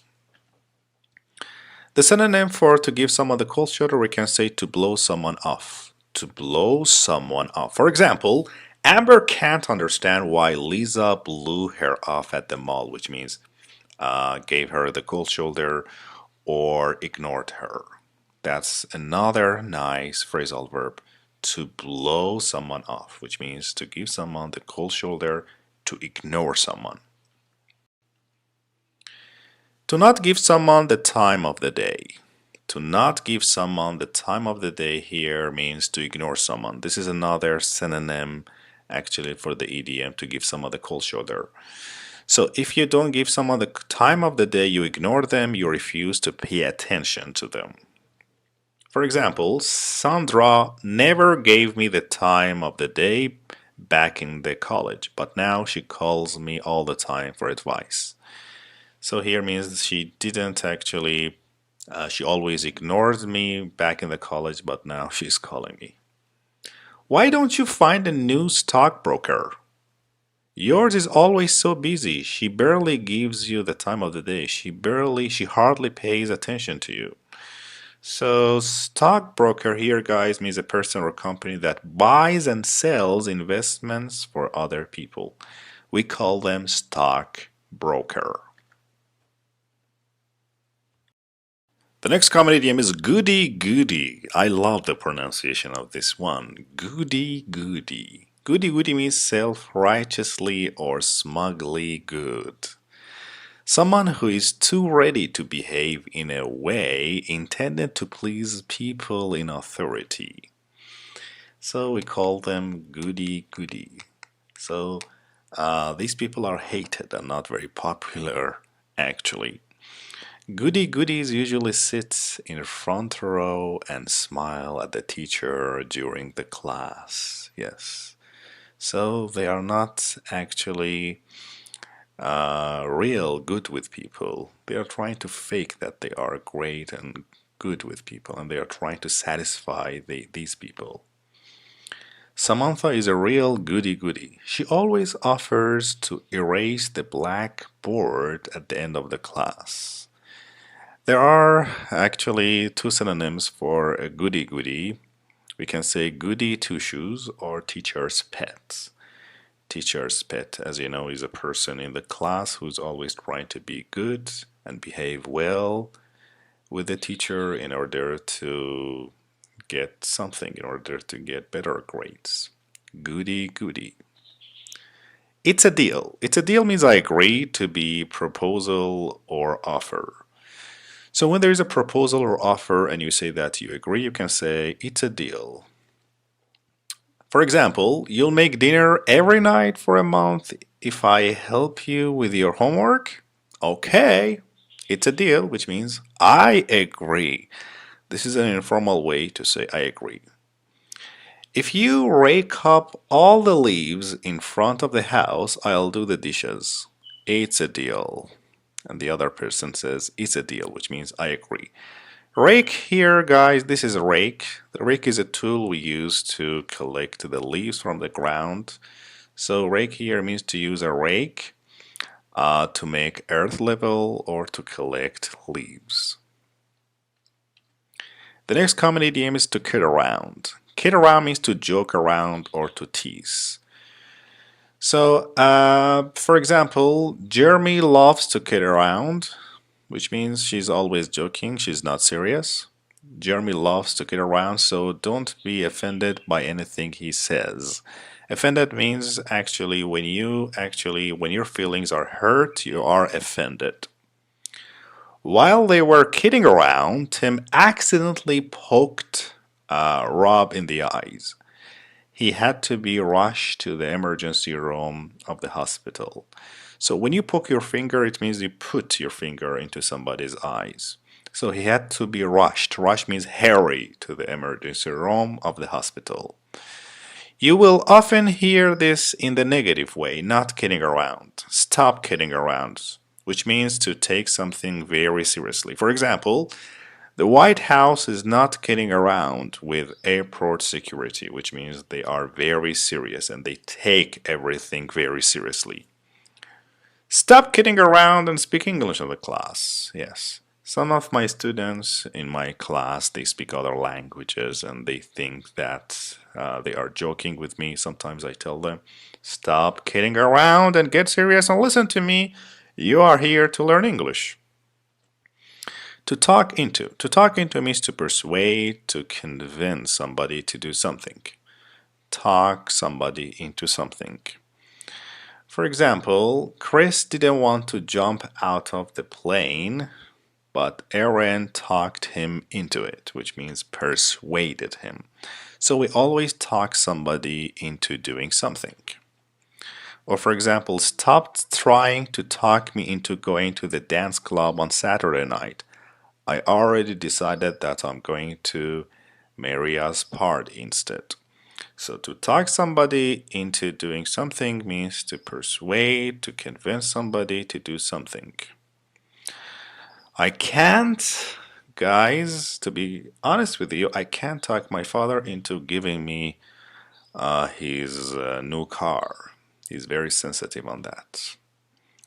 You scratch my back, I'll scratch yours. This is one of my favorite idioms, and I use it a lot. Which means if you do me a favor, if you help me, I'll do you a favor and I'll help you.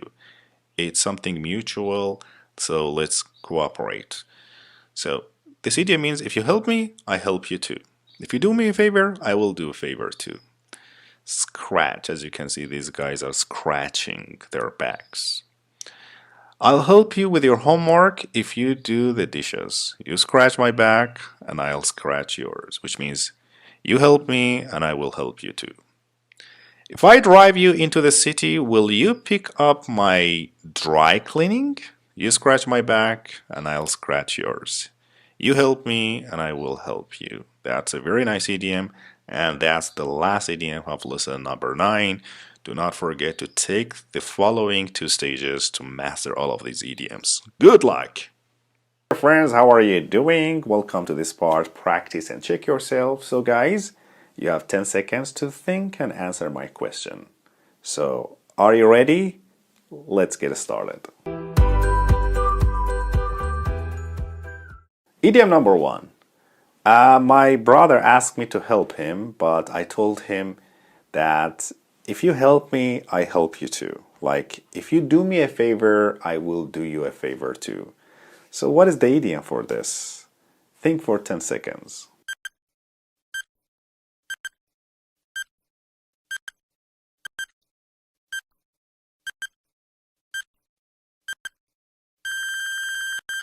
So what is it? That's right, we usually say, you scratch my back and I will scratch yours. You scratch my back and I will scratch yours, which means you do me a favor, you help me, and I will do you a favor too. Idiom number 2. You know guys, I can never actually persuade my father to buy me a new car. I can't persuade him.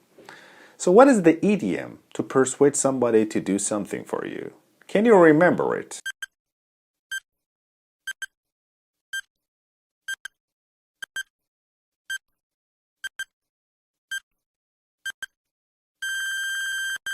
Yes. So what is your answer? That's right. We say, I can't talk my father into buying me a car. So to talk somebody into doing something, which means to persuade or convince him to do something for you. The next idiom. I know these days my mother, she ignores me and she doesn't pay attention to me like before. I don't know what happened. Okay? So what is the idiom here? To ignore somebody or not to pay attention to somebody. Can you remember it?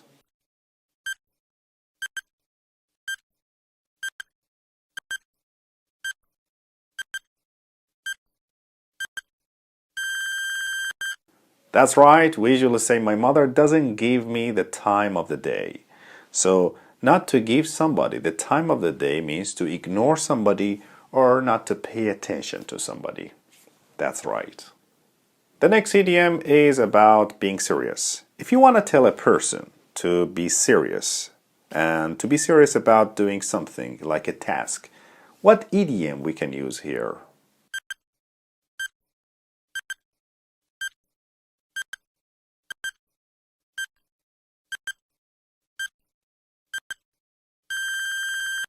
That's right, we usually tell people, get down to business.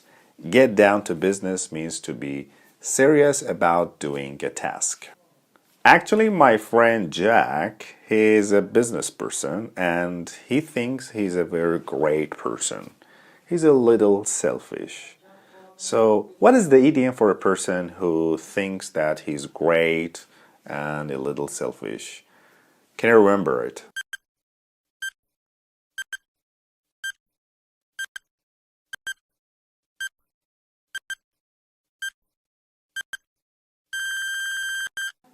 That's right, we usually say he is so full of himself. To be full of oneself means to be actually selfish or a person who thinks that he is greater than others. Full of oneself. If you want to fix your computer, you can depend on my brother. So, what is the idiom for this? Yes, to depend on somebody to do something for you. Can you remember this idiom?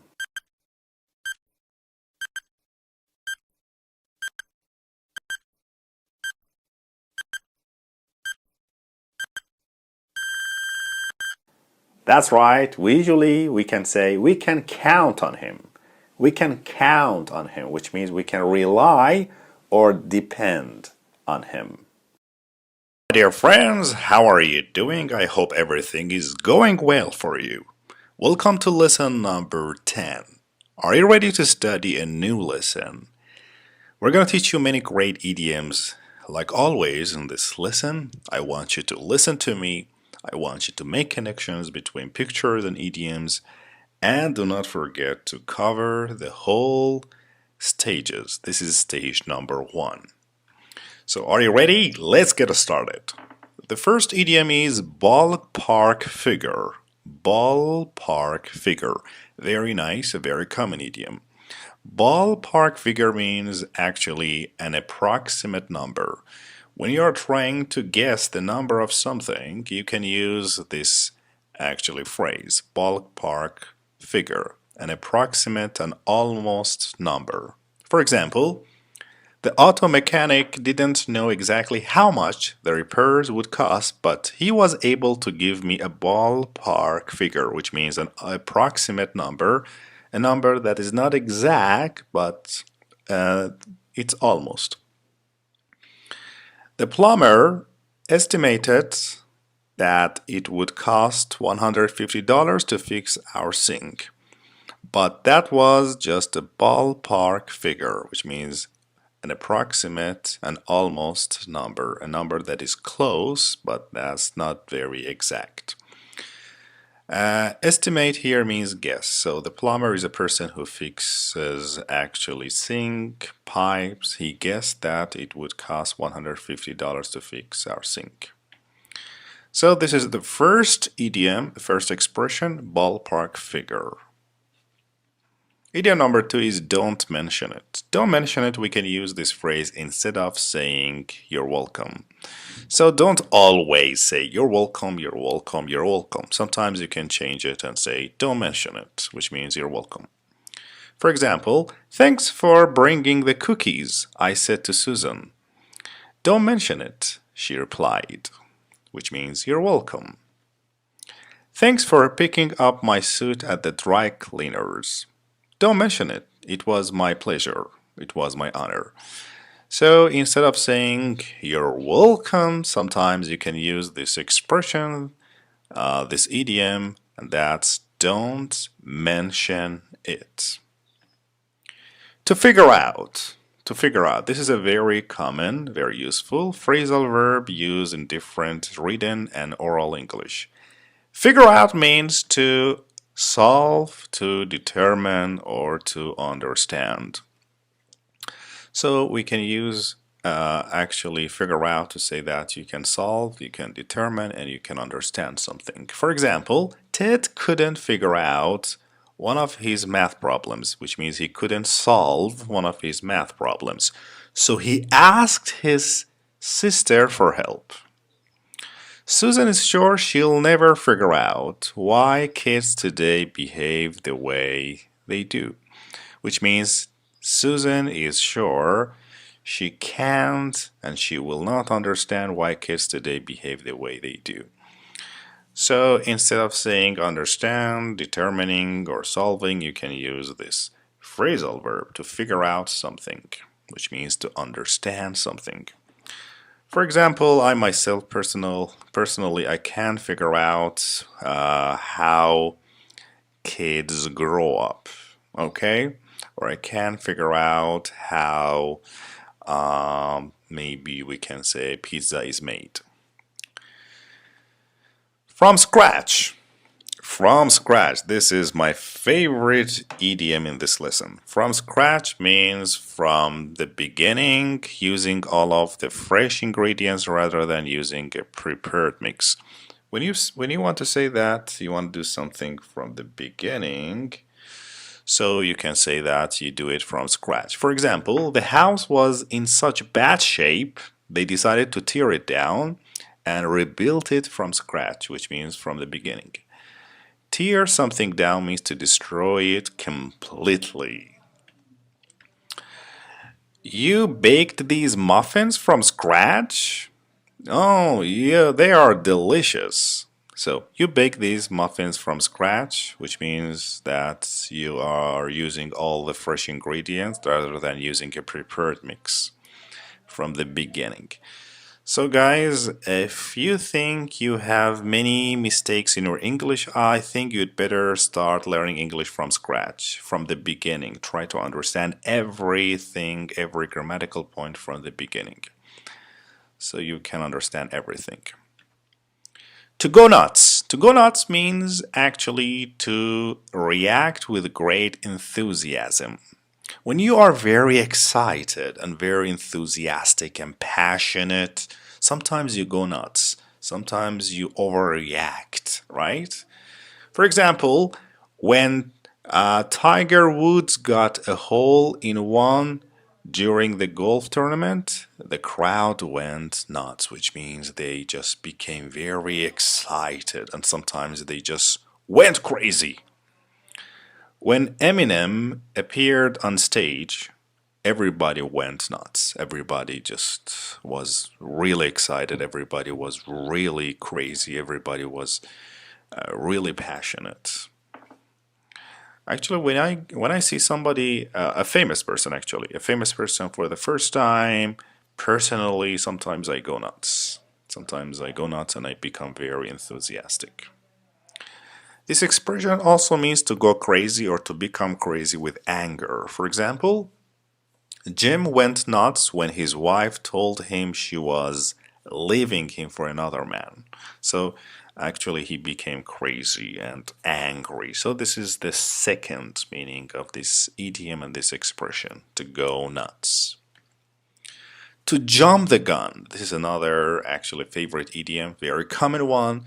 I have heard this idiom many times in different movies. To jump the gun means to start doing something too soon or ahead of everybody else, and probably that's a negative actually point. When you start doing something very early, sometimes you will face some problems. For example, Nicole really jumped the gun by writing her acceptance speech before the result of election were announced. Yes, he jumped the gun. Actually, he just did something very early and very soon. Here, announce means to say something in public. The bookstore jumped the gun by selling the new Harry Potter book 2 weeks before its official release date. Yes, he just started selling it very soon and very early, and that's a mistake. So to jump the gun, guys, don't jump the gun, okay? Don't start doing something very soon and very early. And do not make this mistake. Sometimes you need to think, you need to reflect, you need to prepare yourself so you wouldn't make this mistake. Just kidding! Just kidding. Just kidding here means talking more to get a laugh than anything. So this is used to indicate that a statement is not to be taken seriously. We use just kidding when we want to tell people, don't take it seriously, don't become sad. I was just laughing, I was just trying to joke with you. For example, I was just kidding when I said your new orange dress makes you look like a pumpkin. Yes, I was just kidding. So I'm trying to indicate that this statement should not be taken very seriously. Are you sure that's your boyfriend? I thought he was your grandfather. Just kidding, which means I'm just joking. So we can use just kidding after a joke to say that do not take this very seriously. I'm just joking. I'm just kidding with you. I'm just trying to laugh here, okay? Next common practical useful idiom is to make a pig of oneself. To make a pig of oneself. To make a pig of oneself means to overeat, to eat too much. As you can see in this picture, this girl, she's making a pig of herself. She's trying to eat too much, and that's very harmful. She might gain some weight. For example, I made a pig of myself by eating 4 slices of pie. Yes, it means that I ate too much. Of course, you should eat another hamburger, but you don't want to make a pig of yourself.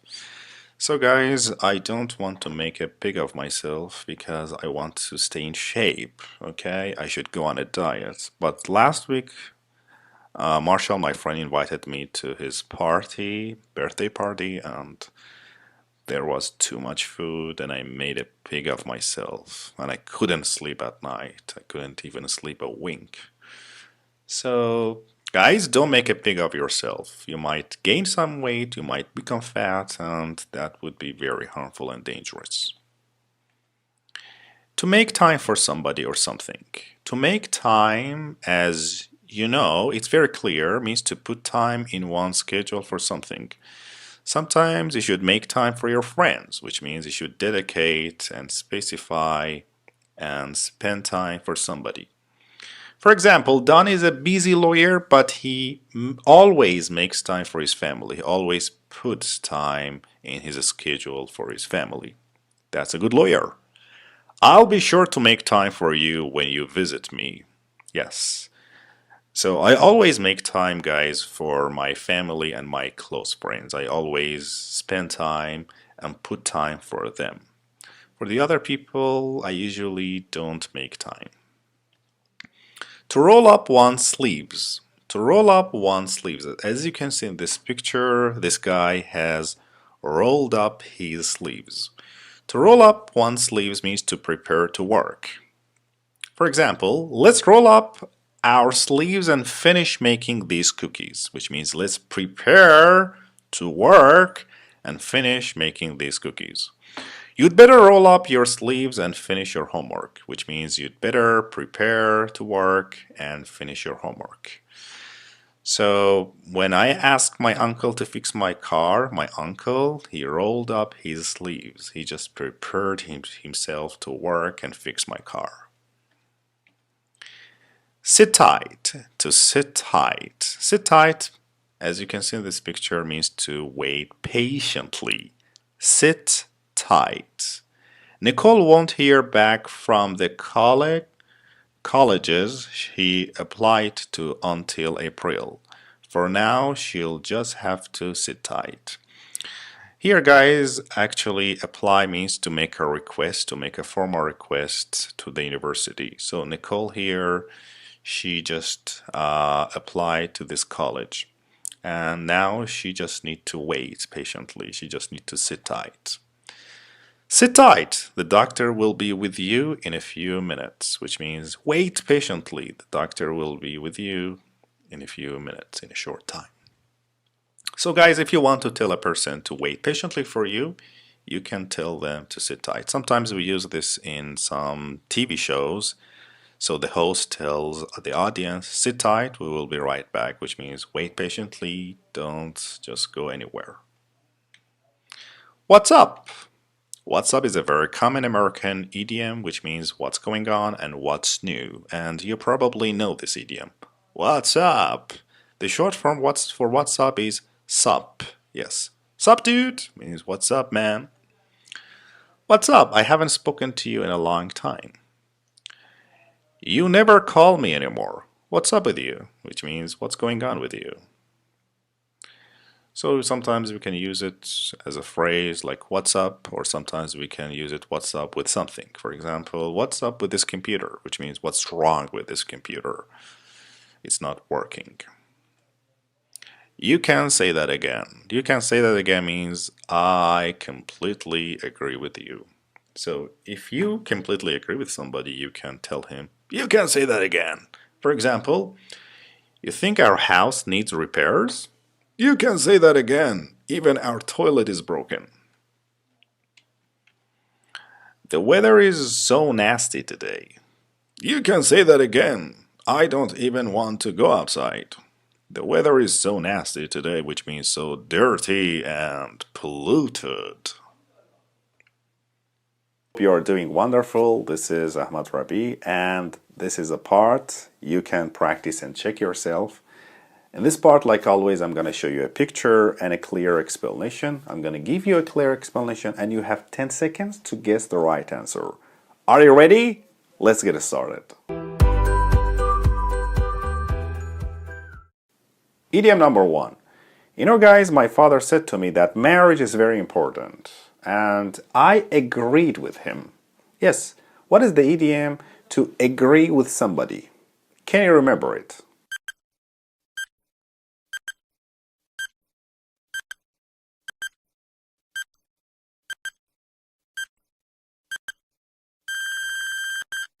That's right. I told my father, you can say that again, which means I agree with you completely. You can say that again. Idiom number 2. Yesterday I had a doctor appointment, so I went to the office and I waited patiently. What is the idiom for this? To wait patiently for somebody or something. Can you remember it? Think for 10 seconds.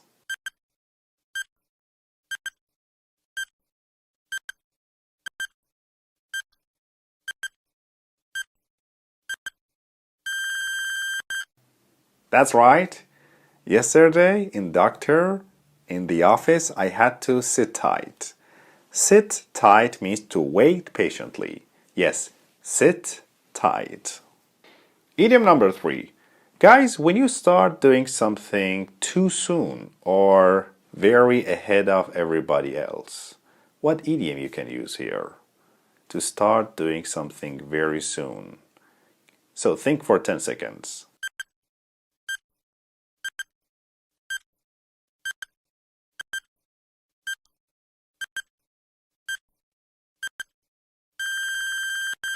Yes, we say jump the gun. For example, I jumped the gun the other days and sold my car. So that was actually really bad because I did it very soon. And now cars are very expensive and I cannot buy a new one. So I jumped the gun. The next idiom is about you're welcome. Can you tell me, guys, what is the other way to say you're welcome in English? Can you remember it? We had this idiom in this lesson. You're welcome. So think for 10 seconds and answer me.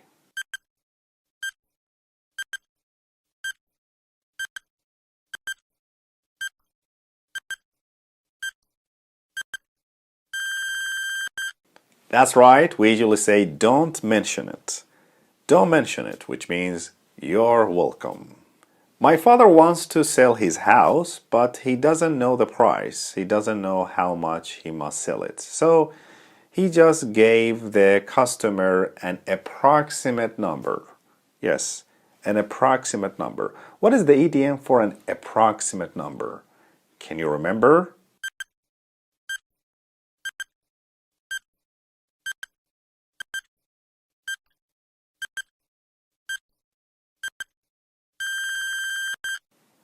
So what is it? Can you remember? That's right, we usually say a ballpark figure. Yes, a ballpark figure, which means an approximate number. You know, my dear friends, I had a project and I started to work on this project, but it failed. So I think I have to start doing it from the beginning. I should start from the first step. So what is the idiom we can use here to start doing something from the beginning because sometimes your first plan failed? Can you remember?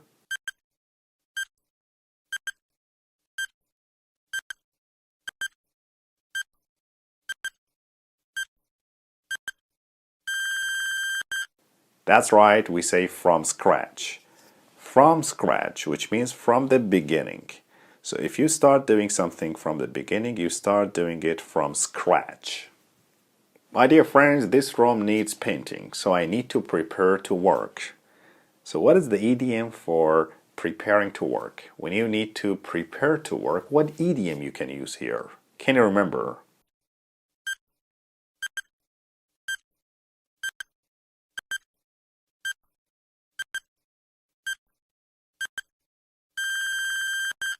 What is it?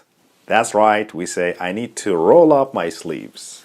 I need to roll up my sleeves, which means I need to prepare to work.